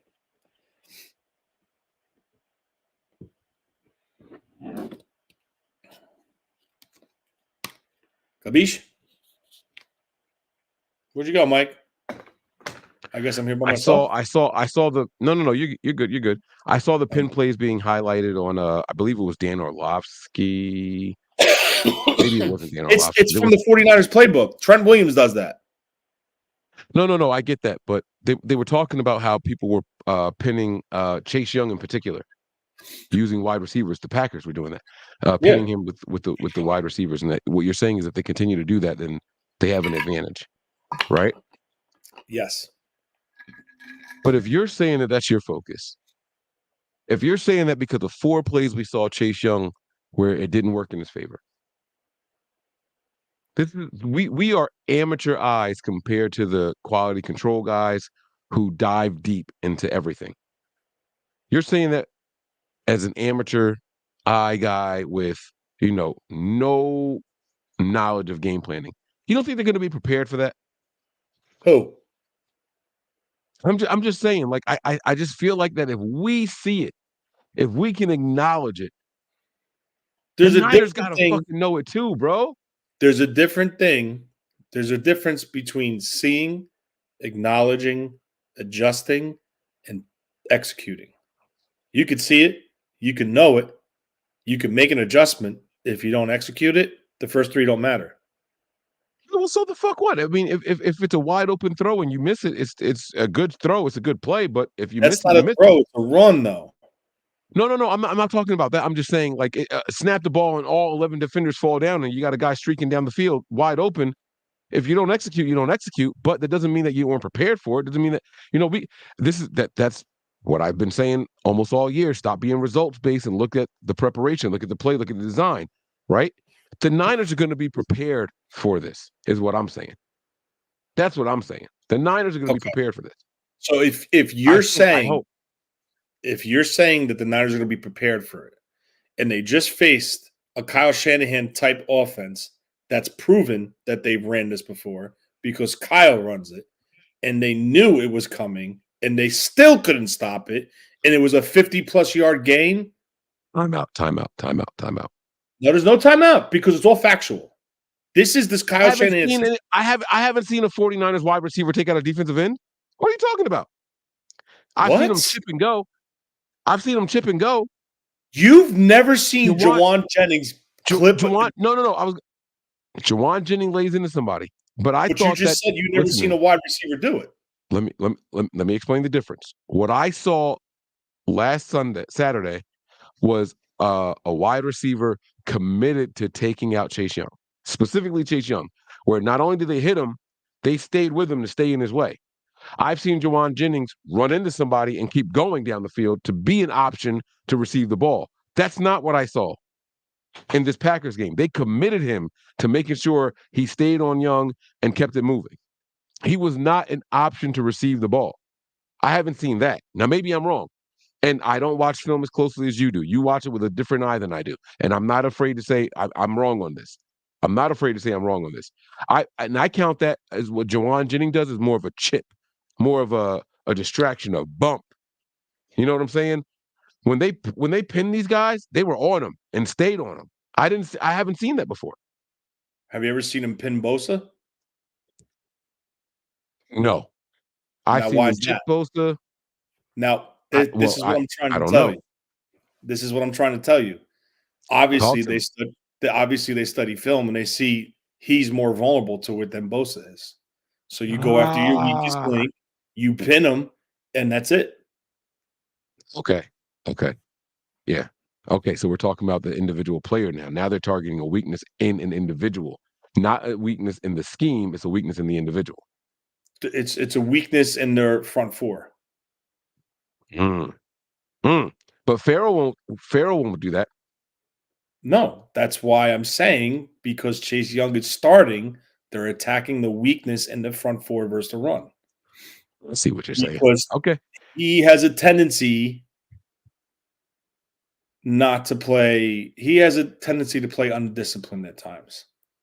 Yes, he does. Very much so. We saw that in Washington. It carried over to here. And again, when you acquire a guy midseason, you're kind of taking him for what he is and just hoping that you can get something out of him. But there's no time to work on technique. There's no time to work on it. This is the game plan. This is what we want you to do on this play. And you just got to hope for the best. You can't coach him up in it because there's no time. This isn't the offseason. So I do get what you're saying. Tony, who are you taking here? Give me a definitive answer, man. I like what you just did. That was beautiful. It was depressing. I'm not gonna lie to you. It was a bit depressing. Kind of hit me in the gut. But I already gave the offensive line to the Lions, the edge to the Lions. What are you doing? I'm giving a slight edge to the Niners. Slight. Because I'm gonna say because of the injury. If they were 100% healthy, if they were 100% healthy,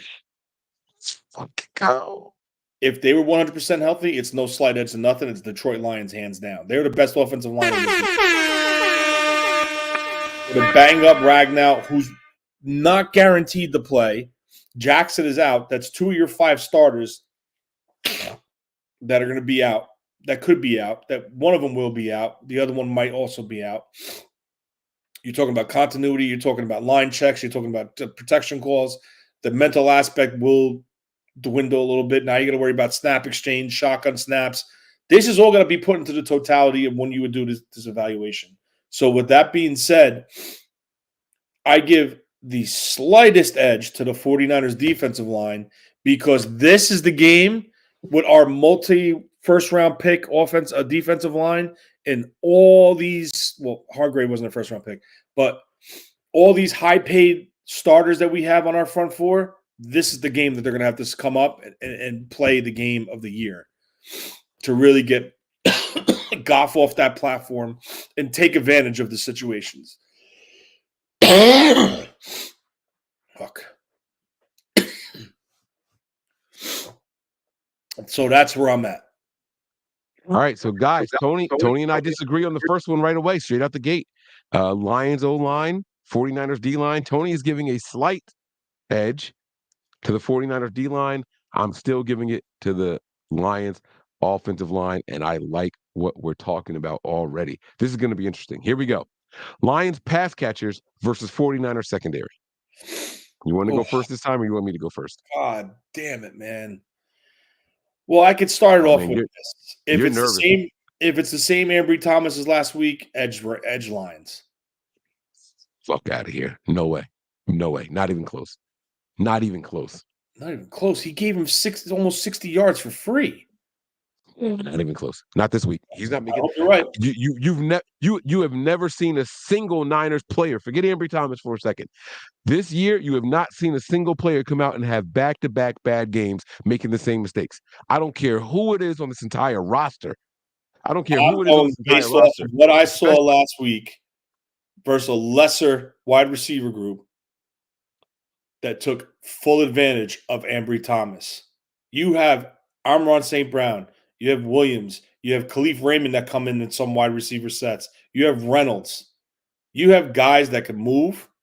They can run routes. And if Ambry Thomas comes out and does the same thing this week, I'm sorry, Mike. It's not good. Now, what do? This is win or go home, and this is going to go to the Super Bowl. Do you keep Ambry Thomas in there, or you pull him? Now you pull him. Diamador Lenore goes back outside, and then you have what's his name coming into the slot. Now you want to talk about a nightmare matchup? Amon St. Brown versus Oliver. No bueno. Yeah. That's where they're going to slide him. They're going to put St. Brown in the fucking slot. That's what no one's talking about. No one is talking about that. Everyone thinks of St. Brown as like, oh, number one wide receiver, and they're putting him at X or Z. That's why I'm saying advantage them, because if he gives up one big one, it's done. Come on. Ambry Thomas He's lining up in the slot all night long to see if he can get his jollies off. And that's why I'm giving the advantage to the 49ers. Versus Oliver? No. Versus Lenore. I think it's going to be the first game of the postseason where we see a player match up with somebody. They put him in the slot, Lenore is going to the slot. That's what I sincerely think. They're not playing those games with him. They know that he's dangerous out the slot. I will give you guys that. I'll give it to you. Brown in the slot, St. Brown, no disrespect, St. Brown in the slot is a problem. The Niners know that. They're not going to let Oliver go out there and get chewed up like that. They're not. He don't have the speed or the recovery time to go out there and go toe-to-toe with Brown. St. Brown. What you're telling me is you think here we go. Amon St. Brown is going to be a decoy to force a one-on-one matchup with Ambry Thomas or whatever receiver they put to his side. They're going to try it. They're going to try it. They're going to give, in my opinion, and I don't know how this is going to go. Hear me out. They're going to give Diamador Lenore the sideline side of the field and the slot. Those are going to be his two responsibilities. That's it. The outside guys are going to be Ambry Thomas and Javarius Ward. Those are going to be the outside guys, right? But they're going to let Lenore flip-flop if it's the sideline side, not the field side. I don't think they're going to give Demo the field side and the slot in this game. They're going to give him the boundary side, and they're going to give him the slot. And if St. Brown lines up in either of those two sides, they're going to be focused. And here's the strength of that. Here's why this works for us. We talked about Ambry Thomas knowing I got a big matchup, and he right? Last week, if you look at the three receivers and grade them on a scale of 1 to 10 that we had to play against, I would say you had 2 5s and maybe a 6 or a 7. Is that fair? Out of 10. We had 2 5s and a 6 or a 7. Mm-hmm. Okay. This week, you got 1 10 and 2 5s.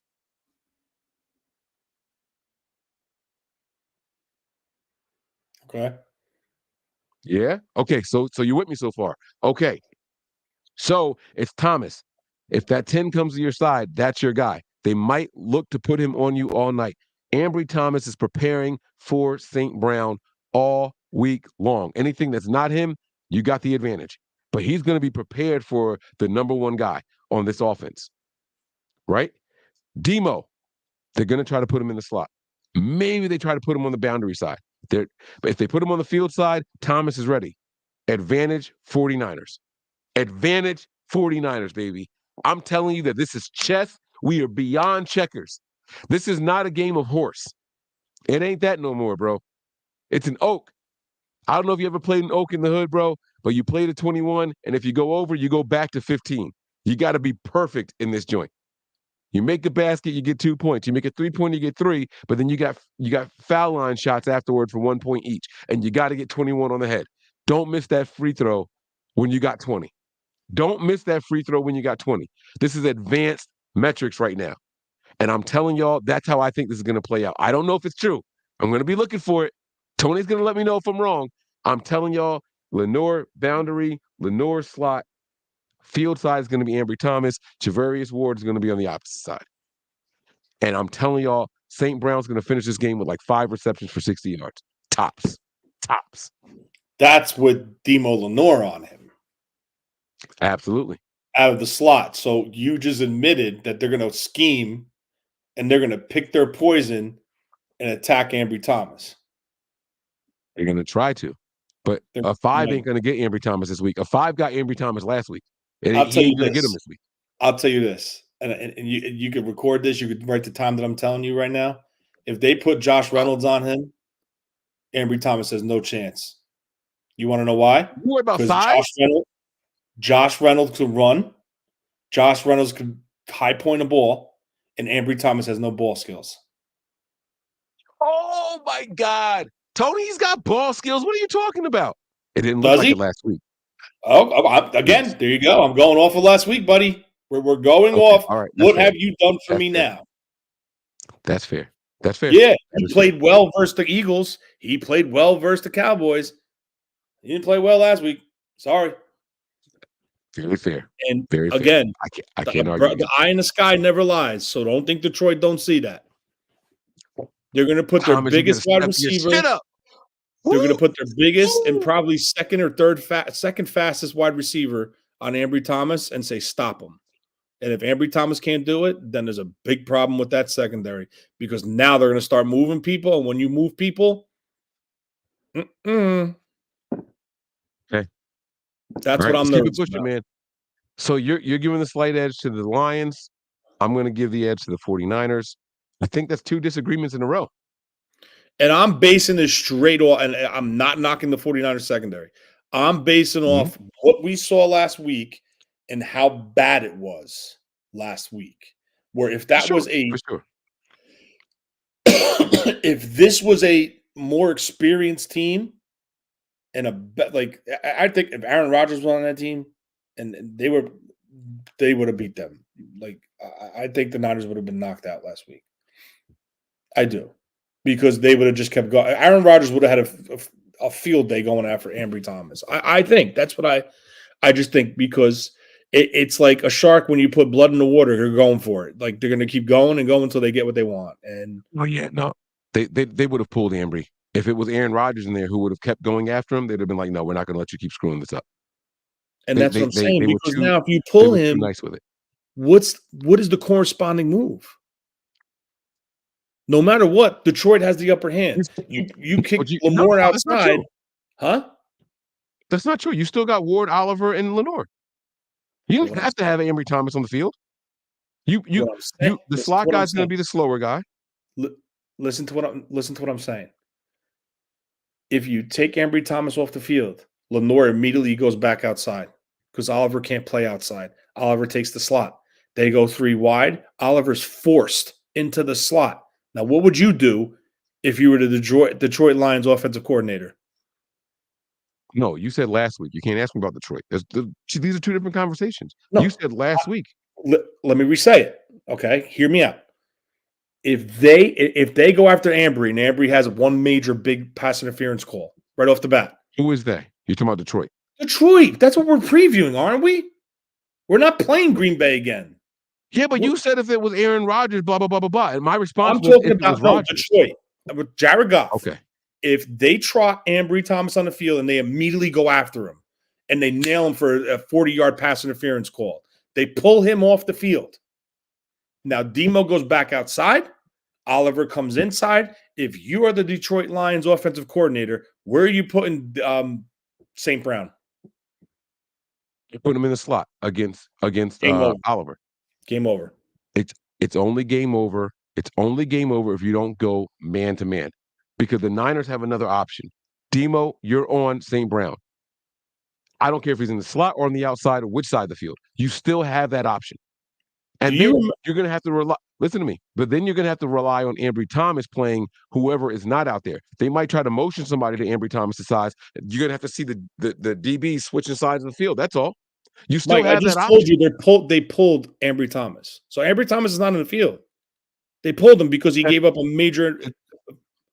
Okay, I see what you're saying. And what You I guess gotta my look. response You is, gotta look open. yeah. I know what your logic is. You're focused on matching up A with A, and Right. you're not going to But they get don't- that if you pull Thomas off the field. They don't have to bench Thomas. They can guarantee that Thomas doesn't cover St. Brown, though. It doesn't Thomas matter. has got to play on the outside. Trying to say what I'm listen. Just please hear me out. What I'm trying to say to you is, it don't matter who the fuck he covers. They're going after him. You could put fucking Wayne Fonts out there, and they're going to throw the ball at him. It doesn't matter. They know the weakest link. They could put Laporta on him. They could flex Laporta all the way out right or left to the wide side of the fucking field and say, run a go route. What do you think's going to happen? Do a double move and peel back. Like, it's done. It's the film. Don't lie. Ambry Thomas right now is the weakest link in that secondary right now. You want to stay base personnel? If you want to stay base personnel, they run their 2 tight end sets with 2 wide receivers in the back. The Niners. I got the Niners secondary. With Demo, with Mooney Ward, base personnel. I have confidence. The minute they go to that nickel, it goes from here to here, quick, because you know what's about to happen. It's going to be bombs away on that side of the field. And if he shows he can't do it, if he gets flagged early, it's done, bro. I'm sorry. They're going to keep going at him until they either stop it or you take him off the field. It's our biggest disagreement of the show, and I love it because I've never seen Ambry Thomas have back-to-back bad games. God bless you if you have confidence in him. I absolutely love it. I absolutely love it. But we'll see. We will see. Someone's going to be right. Someone's going to be right because they are going to target Thomas. I don't care who you are.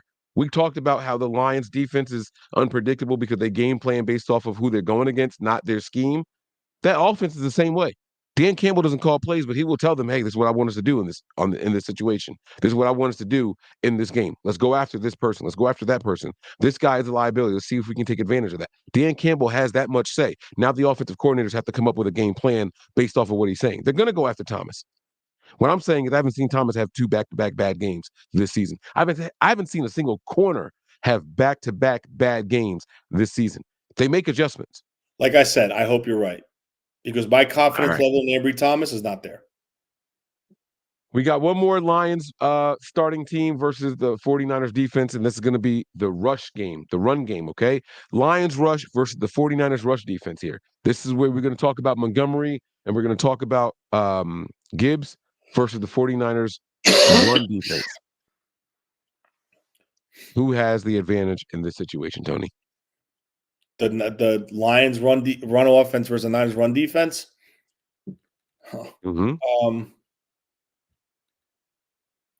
You add the injuries. If the Niners could show they can stop that pull and pin, I would take the Niners in a slight advantage. If they struggle with the pull and pin, if they struggle with that aspect and they can't control the line of scrimmage with the injuries to the Detroit offensive line, it's going to be tough. They're very good at running the ball, Detroit. The Niners have taken a step back in defending the run. I know what your defense is going to be. It was only 1 run last week, but it was 1 run on the pull and pin that broke for over 50 yards. So it's still a big chunk play, and they didn't stop it. So it's very concerning. I don't know. I don't know this one. I'm gonna have to push this one because I'm not confident. I'm gonna push. Okay. I'm not confident either way because I think they both have flaws. The Niners have to show that they could stop the run without sending run blitzes. They're gonna have to show that they could set the edge. And Detroit, on the other hand, is going to have to show that they could run that pull and pin play. And also, the guys that are going to be replacing the injured starters, if both of them are out, have to step up and do their job as well. The last thing of what you said is why I'm going with the Niners, and I don't think it's going to be close. Mhm. I know that sounds crazy, right? But if you got your backup guard in there, and let's say your center's out there, or let's say he's not out there, I don't give a shit either way. The weakness now becomes the inside of their offensive line. Mhm. He's either a 60% center or he's a backup center. And he's a backup guard. I say advantage interior of the 49ers defensive line. So what that tells me is this. You take Fred Warner and Dre Greenlaw, and instead of making them play this close together, you spread them out just a little bit more on the edge of those hashes, not on the inside of those hashes like they normally start. That way, if that pin play is still knocking out our defensive end, then the other guy, whichever linebacker, can come in there and clean up a little bit. Because the interior of that run blocking game isn't going to be what it's normally supposed to be. So I think that this is an advantage for the 49ers, no matter how you try to spell it. I think this is a major advantage, and it's a demoralizing advantage, which could end up winning the game all on its own. If they can't get Gibbs and Montgomery going at all, and you're forcing Jared Goff to have to pass, he's going to panic. This one little feature right here could make this the most one-sided game of the whole entire postseason. And we saw what the Ravens did to Houston. This one little difference right here in this game could make all the difference in the world to make this the most one-sided game in the entire postseason this year. My one pushback would be if you are going to align your linebackers and cheat them out to the hashes, I'm calling an audible and running it right through the center of your defense. Because if you look at the alignments on the defense for the 49ers, both tackles are a 3 technique, which are outside shoulders of the guards. So now if you're aligning your linebackers outside, I'm running the ball right down your throat until you stop it. So now you would have to realign. You would have to switch your defense to go A gaps with outside backers in this B and C gaps, and that's not what they do. And I'm agreeing with you. And what I'm saying is, if the Lions are willing to take that risk behind a backup center and the backup guard, hey, kudos to you guys. I don't think they built that way. I think Hargrave and Armstead or Hargrave and Kinlaw are going to be okay in the run D. I got to draw this. Because I don't think you're gonna draw the gaps. I know what you're saying to me, bro. I don't think you realize what you're saying. Hold on. All right. Okay. Let's see. Tony's gonna go out there and draw. No. The Niners when they align. My man said, I got to draw this. Look at my man Tony, man. Got the whiteboard. He's got the pencil behind the ear. Tony's in postseason form already, and we still in this bitch. I love it. Oh, man. Yeah, I like this. He's drawing up the play, and what I'm saying is this, man. And while he's drawing it up, if the this Lions is what they align to now. Hold on. Let me go ahead and give you the screen. I apologize. Bear with me. Give me 3 seconds. 3, 2, 1. Boom. There you go. That's what they align to now. The banner off. Let me take the banner off so they can see. No, you're good because there's nothing underneath it. This is what they align to now. Right? So what you're saying is you want to wait. Well, I want you to show it again and explain it for people who may not understand X's and O's because we want to be clear. So show it again. Show who's who. All right, let me redo it then. Hold on. Because I want everyone to understand exactly what we're talking about. What I don't want to do is be one of those shows where people just assume that people know what a flanker is or the Z and the X receiver, and we don't know the differences and all that. I want people to make sure that they understand what we're saying. So even if you don't know, we're going to explain it really quick, and then we'll come right back to it. And then, you just got to catch up, But I think that this is going to be something that the Niners have the advantage here. We can actually dictate what they do on offense, and that doesn't happen often. If you can dictate what an opposing team does on offense based off of your adjustments and your alignments, you've already won the game. All right, so the square box in the middle is their center. Yeah. Yeah? Yeah. And then they got guard to the outside of them, and then tackle to the far outside. You got 91 is Eric Armstead lining up directly over the left guard or right guard? No, that's outside shade. Oh, you got him on the outside. Yeah. On the They're outside shoulder. shaded to the outside. Closer to the tackle, the second circle. And then you got Hargrave doing the same thing, right? Yeah. Okay, go ahead. There you go. So the numbers are the Niners players. The shapes are the Packers, Linemen. not the Packers. I'm sorry, the Lions players. Go ahead. So what you wanted to do is you said you wanted to cheat them out.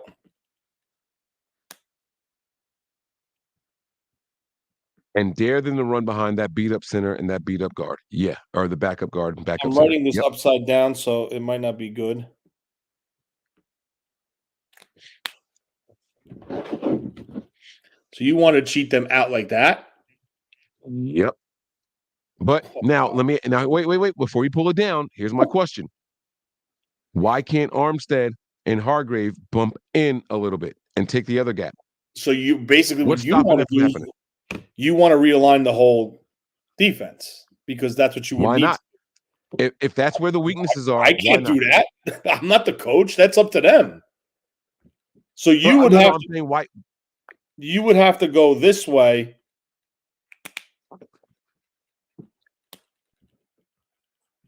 Here we go. Now we talking. Because this is what I'm doing. Either make them go head up or slightly on the inside. That's what I'm doing.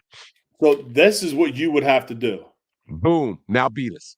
Now you can But go in that here and takes them pin. totally out of their scheme, though. I mean, you got to make sacrifices here. You got to play the weaknesses of the team is giving you. You're going to go out there and pin. And out of our scheme was getting us beat. When they were pinning our defensive end, we were getting beat. That shit wasn't working. We got to make some changes too. We're not just going to keep coming out there and slamming our head against the wall. That's insanity. To do the same thing and expect different results. That's insanity. Why not? Armstead's been in the league long enough to know how to make that kind of adjustment. He's done it before. Hargrave has been in the league long enough to know how to make that kind of adjustment. Why not?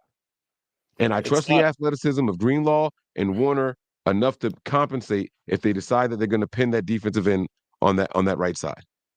That's all I'm saying. I'm not saying that it's ideal. I'm not saying that it's what they're going to do. I'm saying that if they're getting us early with it and we got to make those adjustments, that's the adjustment we're going to see. That's up to them. Because now you're changing the responsibilities. You're changing the responsibilities of the whole defensive line. Yeah. Where if you go from an outside zone to a gap scheme, and you're putting a tackle inside shade of the guard between the center and the left guard, that's a combo block. So you would have your center step play side if you're going to the left. So he would come here, the guard would punch him, let the center hook him, and then the guard would go off to the backside line, the front side linebacker, and then the tackle would push the end out, and there's your inside gaps scheme inside. So there, I mean, we could say do this, but if you do this, you have to change the run fits and the responsibilities of the whole defense now. Now the safeties are responsible for different areas, the linebackers are responsible for different areas, the ends are responsible for different areas. So it's not just like a boop, jump them inside and you guys shift out. There's big like maneuvering to this. You can say it, Tony. Mike, this isn't fucking Madden. It's not that easy. You can say it. I'm playing Madden over here, right? I'm assigning whole new coverages, all new responsibilities. You can say it, Mike. This isn't Madden. It's not that simple. Especially I mean, if they're going to do it, they would have to done it like the first day of their install. Right. It's not an in-game thing. Right. And then you don't know if it's going to be, well, we don't know if it's going to be Ji'Ayir Brown out there or someone else. Like it's a lot to ask. It's a lot to ask. You're changing up everything they've been doing all year. I get what you're saying. I'm just saying what we can't do is go out there and keep running the same shit over and over and just letting them beat us with it. We got to do something. We got to make some kind of change. The problem with this defense is all your big components are hurt. Well, your biggest component on your defensive line is nowhere near 100%. And he's missed 7 games. That's your biggest issue as far as stopping the run and getting a push up the middle as a pass rush. Last week, your two safeties are, a little bit up in age, and one of them is new and really not fully adapted to the full scheme. Gibson is a great veteran, but he's, you know, he's getting to that point. And with that being said, you're going to have to, they're going to have to play maybe with the bend but don't break mentality because of the lack of speed on the back end. I mean, the veteran leadership and that shit is irreplaceable, but if you're talking about matching speed and stuff like that, it's going to be tough. It becomes tricky. Yeah, it's tough. It's definitely tricky. I say, yeah, no, it's tough. It's definitely tricky. I don't know. Listen, guys, I won't pretend I have all the answers. I can see the adjustments, but can the team do it? Like Tony said, it's against what they've been doing all year long. Are you willing to do that in the NFC Championship game? Well, are the Lions willing to change their scheme also? It's a two-part question. You know what I'm saying? Like, because we're saying that they're just going to start doing this pin stuff. That's not what the Lions have been doing. We're assuming that they're going to make this drastic change to their offense. What I'm saying is if they do decide to do that, we have to make a drastic change to our defense. But here's what we have seen. The Lions are the more willing team to do whatever it takes. They have that coach that is more willing to say, hey, this goes against everything we've done all year. Kyle ain't that guy. Kyle's not that guy. Dan Campbell is 100% that guy. Hey, listen, we're going to try this game. We're going to go balls to the wall. Tony, if it was the fourth quarter, the Lions have the ball, and they're down by 2. No, they're down by 3. It's 1 minute and 2 seconds left. They start their drive, and they get the ball to the 4-yard line of the 49ers. Now there's 8 seconds left. They're down by 3. 8 seconds left. It was an incomplete pass. They're at the 4-yard line. This is probably the last play, the second to last play. It's 4th down. Do you think Campbell's going for it? I think he kicks the field goal. I think he kicks the field goal. I think he kicks the field goal. I said it. Because the Super Bowl's on the line. Because the Super Bowl's on the line. I said it, yes. I think he kicks the field goal because this is an opportunity to go to the Super Bowl. And he knows if he don't take those points, he's going to have to do some explaining. I don't care what type of coach he is, how aggressive he is, you will have to do explaining with your ass on the line to go to the Super Bowl. Okay. Now, what if it's 3rd down? 8 seconds. He would take a shot to the end zone quick. With no timeouts left.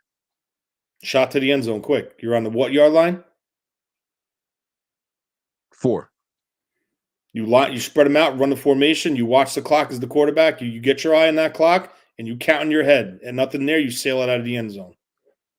And you kick the field goal. Hands down. And I do not think for 1 second he would go for it. Because honestly, phenomenal game. Honestly, if I was the owner, I would fire him on the fucking spot. Oh my God! For one play to go to the Super Bowl, but I want a guy. You have a chance to go to the Super Bowl. You take the points, you tie the game, you go to overtime. That's what you do. Tell me one coach that would tell me one coach.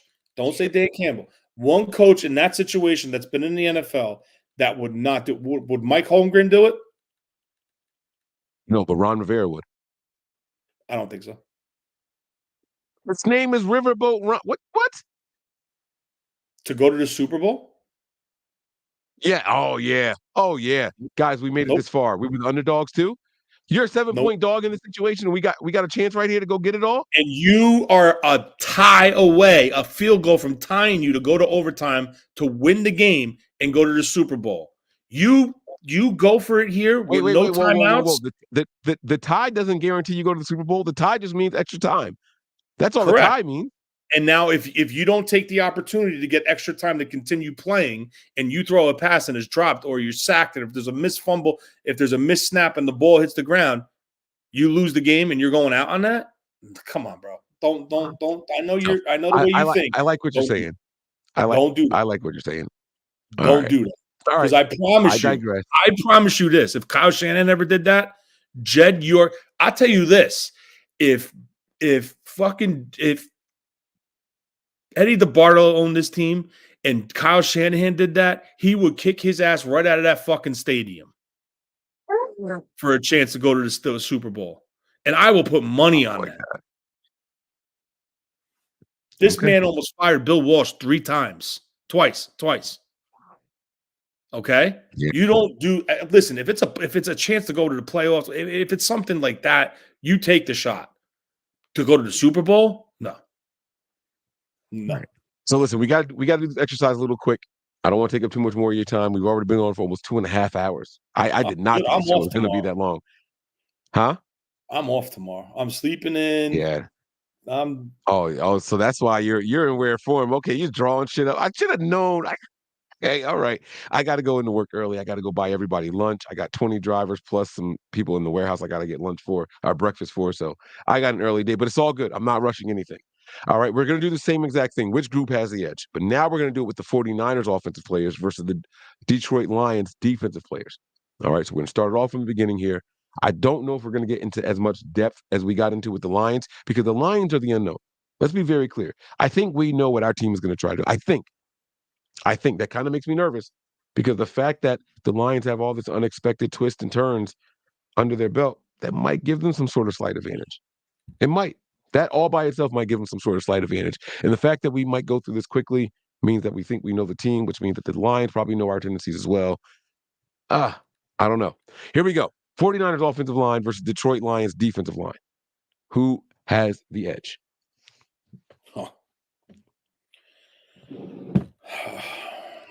Avi says right away the Niners. Oh, boy. Oh, boy.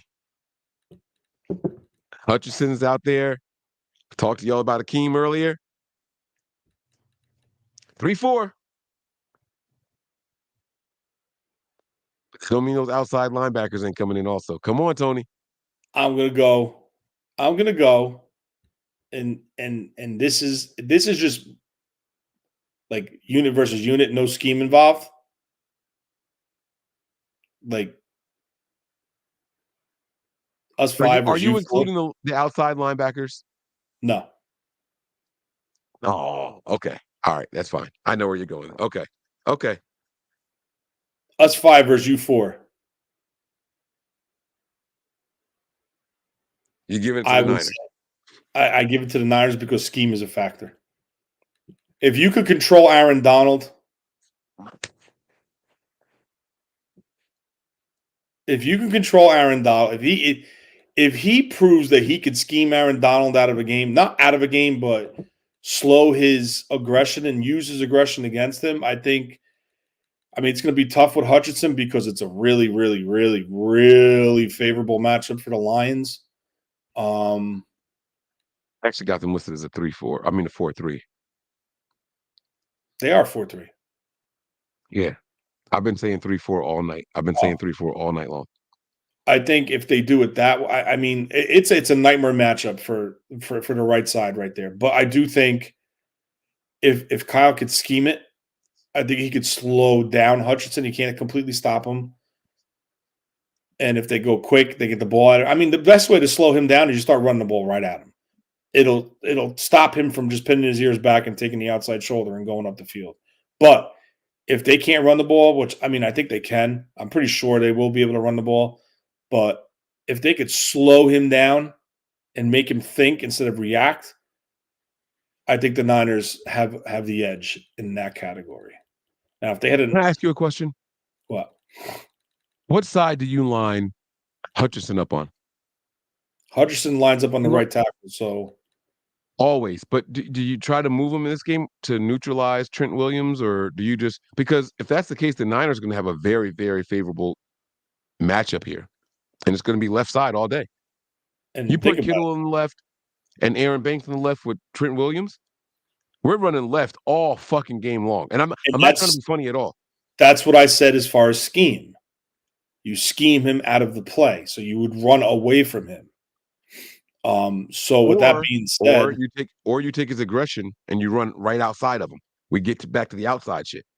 I mean, you could his aggression. You could pull somebody from the backside and lead across, like almost like it. Like you'll get the quarterback under center. He'll open up and hand the ball to the left, and then while Purdy's handing the ball to McCaffrey on the left, there's a backside tight end or a fullback coming to crack down, and McCaffrey's going right off. That's a counter play. Counter, yeah, yep. There's ways to slow him down, but if it is if they're from behind and they're forced to pass and second and long, third and long, that's where it would get a little shady, hairy. Pasquale is there other defensive end, and he's not even showing up on the fucking stat sheets, bro. He's just out there taking up space, getting paid. I'll give him credit. He's a little bit of a high effort dude. He just doesn't. I'm not saying he's productive, but he tries. I'm not going to say he doesn't try.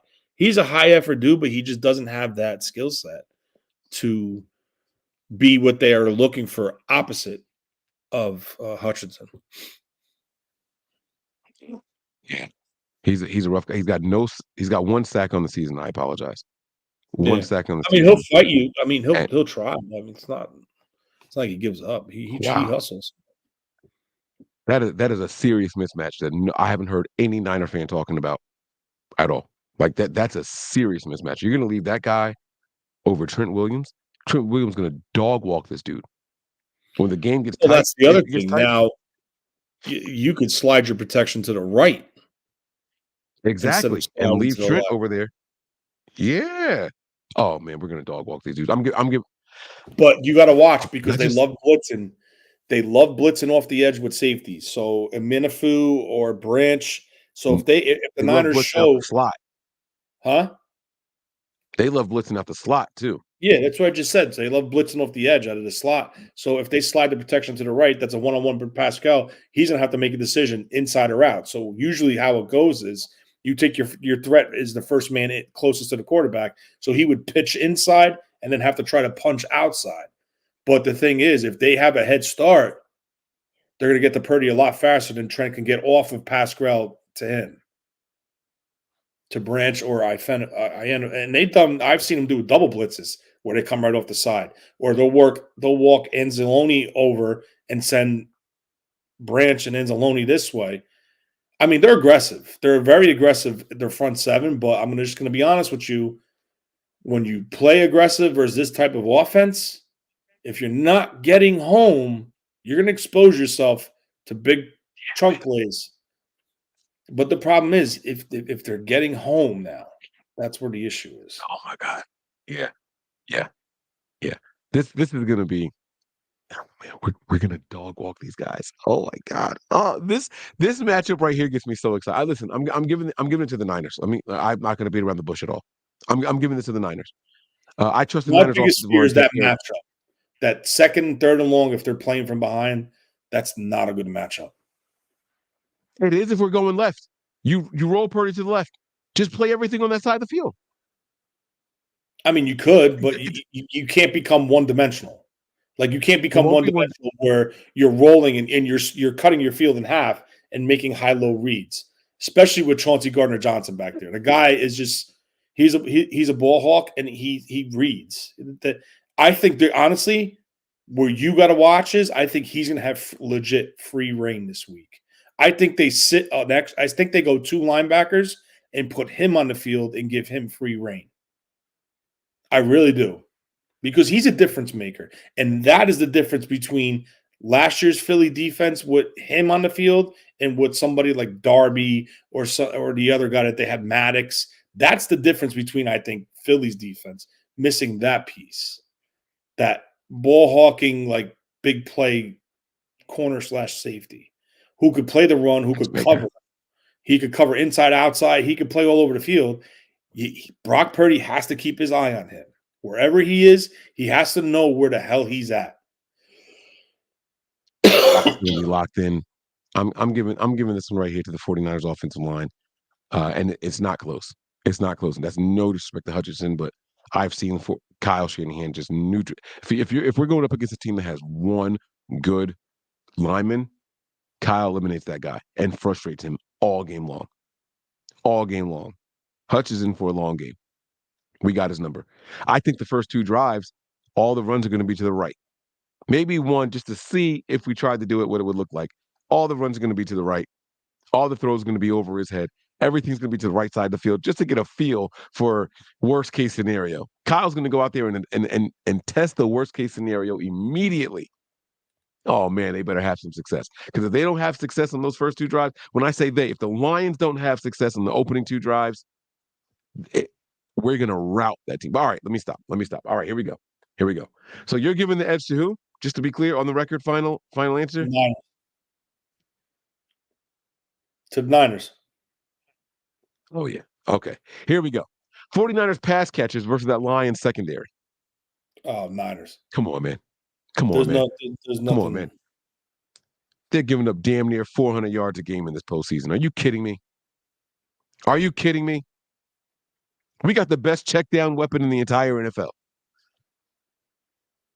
We got the best route runner in the entire NFL. And I didn't even mention Debo. I don't know if Debo's going to be there. I'm just going to keep it real. You got to keep your eye on Chauncey Gardner-Johnson. I'm sorry, you have to. You got to keep your eye on him. Respect. That's cool. Respect. I've never seen one guy stop the Niners. Let me ask you a question. Who's more dangerous? CGJ or Jalen Ramsey?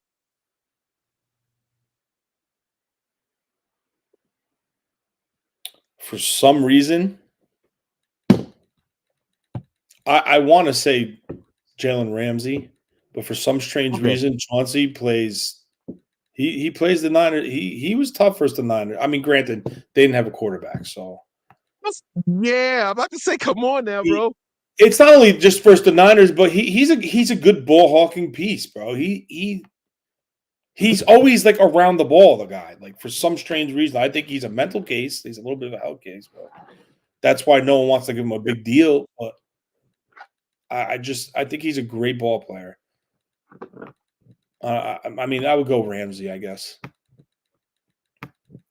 But Ramsey you can get Ramsey's head. Can I ask you a question? What?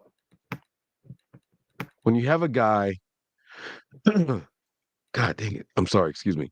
When you have a guy who seems to be always around the ball, but doesn't lead the league in picks, doesn't have a lot of tackles for loss or blitzes or sacks or anything like that.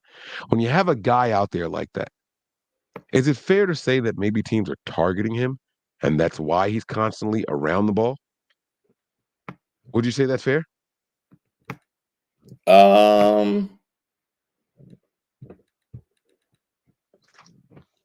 Because we listen. I've been a fan of the Niners for a long time. Huh? I'm not saying they're targeting him though. I think he's too instinctive. Like I seen him. I saw him last week. What he did? How he comes flying out of nowhere and picked that ball off versus Baker Mayfield. Like he came flying out of nowhere and picked that ball off. It's the craziest thing in the world. And there were other line defenders in the area, and you see him just go. Swoop. This guy's fucking rusty, dude. Instincts are instincts, Mike. You can't. It's hard. You can't like question and you can't doubt instinct. Instinct is something that you're born with. Like for example, Talanoa Ofunga, right? When the Niners drafted him in the 5th round, 6th round, he's the slowest safety in the draft. Look what he turned out to be. Right? He had some nice plays. He had some nice break on the balls. He had a pick 6 to the house versus the Rams, I think it was. Like he's good. It's just the instincts. But Huff was also a liability in a lot of instances, Tony. Like, sure. Let's be real.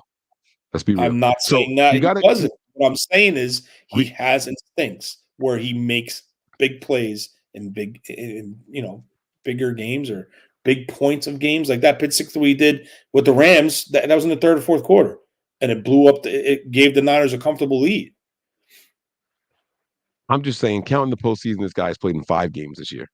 Counting the postseason. He's given up in those 5 games, starting at week 1, 66% of the targets to him. That's what he gave up. The next week, 100% of the targets. I'm talking about Chauncey. Okay. He gave up 66% of the targets to him. Now, granted, it was only for 40 yards. You know what? I'll give you the full stats. Targeted 3 times, 2 completions for 40 yards. Okay. You can do the math on that. All right. Targeted twice, gave up 2 receptions, 36 yards. Okay. And then week 3, this is the week he got injured. We don't know how it would have finished. He did have an interception, targeted 3 times, 1 reception, only 5 yards, but did have a pick in that game. Don't want to take that away from him. Targeted 3 times, 1 reception, 1 interception. Phenomenal stats right there, my personal opinion. And you only gave up 5 yards, but you got injured and you were gone. Okay. Didn't play the rest of the season to the postseason. They got him back against the Rams in the postseason. Mm-hmm. Targeted 4 times, gave up 3 receptions, 38 yards. He doesn't give up a ton of yards. That's what this is telling me. 3 receptions, only 38 yards. Last week, not targeted a single time. Tip ball comes his way. He comes down with it. I don't know. Now, all of that being said, let me tell you how many times they blitzed him. 9 times in those 5 games, they have used this guy to blitz. This is what Tony's talking about right here. When Tony says he's always around the ball, because they use him certain ways. You got 5 games under your belt and they've used you to blitz 9 times already? And one of those games you didn't even finish. You got injured in that game. Think about that.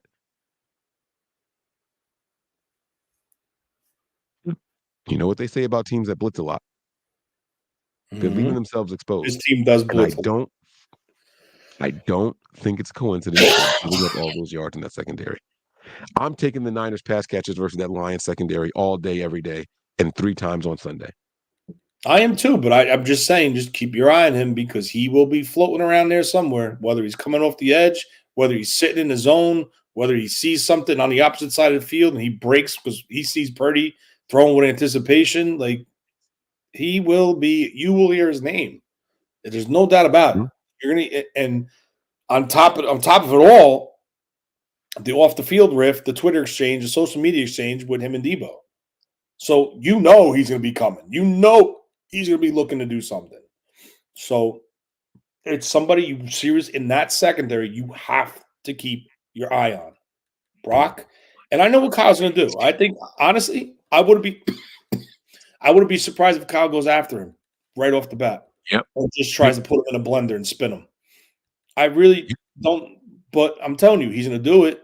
And if he does it and he gets it off, don't think for 1 second that he's going to become more aggressive and try to jump something. It's just his mentality. It's just how he plays.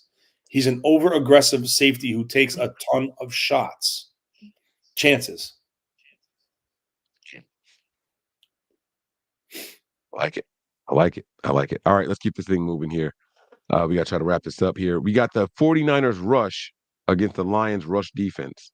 Now, stats are going to tell you Lions got a top 3 rush defense. Mm-hmm. They also got like the 2nd worst pass game. So is it because we can do this so well that we don't do that? Or is it because y'all do this so well, we have to do that? How do you see it? I see it as probably, I'm not going to say the biggest challenge, but I think if Detroit could run the ball and stay balanced on offense, I think it's going to be tougher for the 49ers to win. I think it's going to cause the 49ers to go into a shootout mode on offense, and it's going to get them out of their comfort zone, meaning having a balanced attack or trying to have a balanced attack.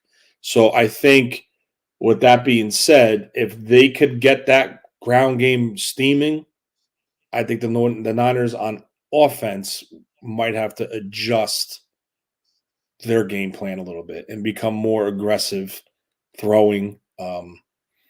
I think Cobb might have to dig into a bag and do one of his plays that he hasn't done in a long time. So I think if this game is going to be won in the trenches, whoever controls those trenches wins this game. And if it's a game where no one could win it, it's the team that could keep the opposing team. It's the team, like I said last week, it's the first team. The first team that has to become one-dimensional throwing is the team that might lose this game. Yeah. Now, Well, the rushing stats don't. when I say that when they become one-dimensional throwing by forcing them by not running the ball, I'm kind of leaning towards Detroit a little bit because of the talent on our defensive line. I think, with that being said, if they do become one-dimensional and the Niners can pin their ears back and not have to worry about run, I think that's when you'll see the pass rush improve. It's when he's under center doing a play action where he's freezing the defensive line because they're biting on the play action, and then they try to catch him from behind on a pass rush knowing that it was a fake. That's where you're not going to see the best results from the defensive line. But if they can come in and get them behind and force Goff to throw from behind, and they can get pressure to get him off his throwing platform, I think that's when you'll see the Detroit Lions try to tend to go down. And the Niners were just simply just take it and run from that point. I wanted to highlight this comment here. It says the weakness in the Lions D is Cam Sutton. And I didn't want to highlight it because I felt like everyone else would. It's kind of low-hanging fruit. But this is a guy who gave up over 65% of the passes this year. He gave up over 850 yards. I got the actual stats. Hold on. Targeted 91 times. Only one interception. Gave up 61 receptions for a total of 67% completion allowed. 888 yards. 14.6 yards per completion. 9.8 yards per target, and 5 touchdowns. Like, I felt like this was low-hanging fruit. I didn't want to really go there. This is the guy that Ayuk should be matched up against all day long. I would even put Juwan Jennings on a guy like this. No, Juwan Jennings is going after the slot corner Valder. That, I'm telling you right now, that's the matchup I think that Kyle and Brock will eat all day on, in my opinion. Because I think they're going to be worried about Ayuk. They're going to be rolling coverage towards Ayuk's side. They're going to have an eye on Debo. And I think that's going to be a one-on-one matchup between Valder and Juwan Jennings. And Valder's not a taller corner. He's a little bit on the shorter side. Jennings has the height. And it's just the physicality that Jennings plays with, man. It's playoff time. It's go time. It's third and Juwan. Yeah. He's going to be playing with that, physical presence, the way he just goes absolutely crazy. So I like that matchup a lot, along with Kittle with the first linebackers. Yeah. A lot of people talking about the Lions stats and all that stuff, and they were saying teams just don't run. They don't have a lot of attempts against them in the run game because of how their pass defense has been and all that. But, numbers are numbers. And the one number that I do care about with their stats is 3.7 yards per attempt. That's still very, very low. That is ridiculously low. Watch that how would they put them play, at the third. That's the third fewest in the NFL, Tony. Watch how they play. I'm telling you, watch how they play. They blitz on rundowns. They're insane. They'll put 6 men on the line and not have no qualms about it. I'm telling you, 5 and 6 men on the line. They'll come out with 4, and they'll stack one of their linebackers on the line. They'll stack a safety on the line, and they just run blitz. Now you're saying that, but the Niners' run game versus their rush defense is what we're talking about. If they're going to do that, I'm going to give them the edge. Now, when Brock audibles out of that play, it becomes a pass play. It doesn't count in this statistic that we're talking about. We're looking when the Niners go and attempt to run the ball. How do the Lions do against us? It's not, can we take advantage of anything? Are they going to create advantages for us? The Niners might get out of this game with 17 rushing attempts because they stack in the line on those third and 2s, third and 1s, and then we audible and do a pass play. It's just one less run play. If the Niners get out of here with just 17 rushing attempts, we can still blow them out. But how do they match up against us against the run? We've seen the Niners be a little bit vulnerable this year. There's been times where we're just not getting anything. It's 3 yards here, 4 yards there, 1 yard there, and then boom, here's a 40-yarder, which makes the numbers look way different. Well, I think the adjustment would be what Kyle would do is if they come out and they show 5 or 6 in the box, I think he puts Brock under center, and I think he does the toss to the outside. Because now you have you'll have Juice or a tight end, and then you'll have Trent Williams to the left side. And 9 out of 10 times to the strong side, it's either going to be Campbell or Revis Maben as the outside linebacker that's going to be on that line of scrimmage, and that's a favorable matchup all day, every day for Trent Williams and the tight end to hook those two guys. Now it's up to McCaffrey to get out there and make his one cut downhill and get positive yards. Or they could go spread out of base personnel, spread them out, and take advantage of quick pass plays or tunnel screens or like bubble screens, stuff like that, to get them out of the comfort zone and to get 6 guys out of the box and say, okay, well, listen, if they're going to spread us out in base personnel, we're going to have to spread out and cover these guys, and that becomes a favorable matchup for the San Francisco 49ers due to our base personnel package. So that's where Kyle has the upper hand in this, because if I told you you're going 5 wide with Juice, McCaffrey, Ayuk, Debo, Kittle, you tell me one matchup you feel comfortable on for a one-on-one matchup. Well, if you're doing that, first of all, it's a run formation or it's run personnel. No, it's their base personnel. That's your 5 wide. Yeah, well, I'm sorry, your base. But Yeah. if you're going 5 wide with that favors the 49ers heavily because they're coming out in their base personnel. That's what I just said. That's what I'm trying to say to you. So it's pick your poison. Right. But if that's the case, then it's not a run play and it doesn't fall into this equation. That's all I'm saying. No, I understand that. But what you're trying to do is get 6 men out of the box.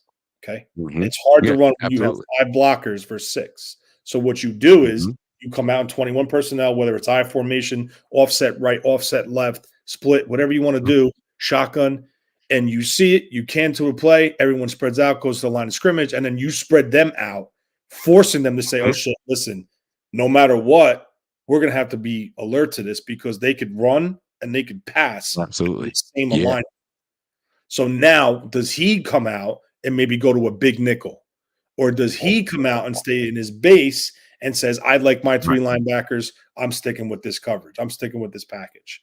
So now it's going to be a game of chess. So it's going to be matchups. It's going to be who am I covering this guy with? Who am I covering this guy with? And believe me, it doesn't have to be 5 wide. They can go bunch right and then 2. They can go 3-2. They can go 3-1. They can go 2-2-1.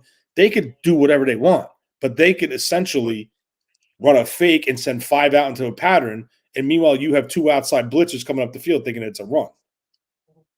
So now who you cover? You know what I'm saying? So it's kind of like Kyle has the upper hand because of how he created this offense and the skill set of the base 21 package, personnel package. Okay. All right. So final answer, who you giving the edge to here? If Deebo Samuel's 100% healthy, which I think he's probably about 90 to 95% healthy and willing to play, I'm going to run game advantage to the 49ers because it's going to be 1-2 punch of Deebo, CMC, and probably maybe if they bring in Mitchell. And how the 49ers block. Yeah. I'm going to give this one to the Lions. I've seen Kyle want Purdy to be the guy. This is a game where Purdy could absolutely be the guy. I think the focus is going to be on the pass game, precision, timing, and all of that. Audibling out of run plays, like Tony mentioned, to get into passing formations. I think the run game will be less successful than what people think. Doesn't mean it won't work, but less successful. And Kyle's going to focus on the passing here. I would not be surprised if we had less than 20 rushing attempts, less than around 15 to 16, 17. So what you need to put an asterisk next to that and say when, the asterisk is less successful is because they choose not to run the ball. Yes. Not because they're stopping the run. Well, but even still, if we're doing it that scarcely, we're only going to end up getting 3, 4, 5 yards a carry, 3 or 4 yards a carry. So I'm still giving them the success rate in that scenario. I'm giving them the success rate in that scenario. I think it'll be higher, but I think they can break one versus this. It's how he plays the game. It's how he sets it up, right? If he comes out with the 21 and tries to run the ball and then goes quick game and goes back to, which he never does, but I'm just saying, but if he decides to go quick game, put 21 men back on the field, go to the line of scrimmage, audible out, spread them out, and now you have a different look. Now that defense becomes off balance. Now they're not reacting, they're thinking before they're reacting. So now you have an advantage, right? The offense has the advantage because the defense is thinking. The offense flies off the ball, gets the advantage, gets the initial block on these guys, and the push, and they're set up already in their game before the back even has the ball. So now you're a step ahead of them in your scheme and you're blocking, and then this is where CMC comes in, or even if it's Debo on a reverse. Like how many times have we seen him go right with Debo? I mean, go right with CMC, then come left, and then all of a sudden they're doing a backside reverse with Debo, and he's going down the field 15 yards untouched. So it's how Kyle. The run game is going to go as far as Kyle Shanahan wants it to go or needs it to go. If he feels that he needs to lean on it, then they're going to become more run dominant and lean on it more, and then that's where you could see potentially maybe the average won't be as high as it normally is in other games. Or if he stays balanced, you might see the average be up a little bit higher because he's not running it as much. But I do think, Christian McCaffrey breaks every game has at least one run for at least 20 yards. Every game. Sometimes he's a 40-yarder, 50-yarder. I mean, he will break a run. And, it kind of goes back to what you said last week. Yeah, but he gave up 100 yards, but it was only one run that pushed him over the top. So this could be the same thing that you were saying in last week. Okay. I like that. I respect that. All right, we got one more here for you guys. Oh no. We did 49ers offensive line, we did the 49ers pass catchers, and that was the 49ers run game. That's it. We are done here, Tony. So here we are at the end of the show. This is our preview show here. Overall, Tony, it's going to be a good game. I'm not going to ask you for a score prediction or anything like that. We will save that for game day pregame show score predictions. And we'll do some over-unders on that day there. I will be highly upset with Kyle Shanahan if Christian McCaffrey comes out with 25 plus touches in a game that's close. The only reason Christian McCaffrey should have that many touches is if this is a blowout. I think we can get to a big lead in the pass game, and then we can start running the ball more. That's the only way. I don't want to see Kyle outsmarting himself. Take advantage of your advantages. We have the better wide receivers than their secondary, and their strength of their defense is the way they play the run. I won't say that their defensive line. I'm going to say the way they play the run is the strength of that defense. Kyle, don't outsmart yourself. Sometimes you got to take what's right in front of you, and they're giving you that whole secondary, bro. Get beyond that defensive line. Get beyond the blitzers and go out there and take advantage of it. Tony, what are your final thoughts for the night? And then we're going to go home. I just can't wait to see the damn game. I'm not lying. It's going to be an interesting game. I think the Niners are going to have to play a damn good game. I don't think they could have – I don't think – if they come out the way they did versus Green Bay and it takes them 3.5 quarters to wake up, I think it could be a slight issue. But the Niners need to do their thing, do what they do best that got them to this point. They have to do it. This is the playoffs. This is win or go home. They want to win. They got to show that they got to win. They got to perform like they want to win. They got to be the better team on the field. They got to prove it. They got to do it. They got to execute it. The plan's probably in place. Now it's up to the players to go out and execute it. And that's pretty much it, man. I'm just, can't wait till Sunday, and we will see. Guys, we got more shows coming for you on the Patreon. We got more shows coming for you here on the Nothing But Niners channel. A couple shows on both channels before the actual game, so make sure you are locked in.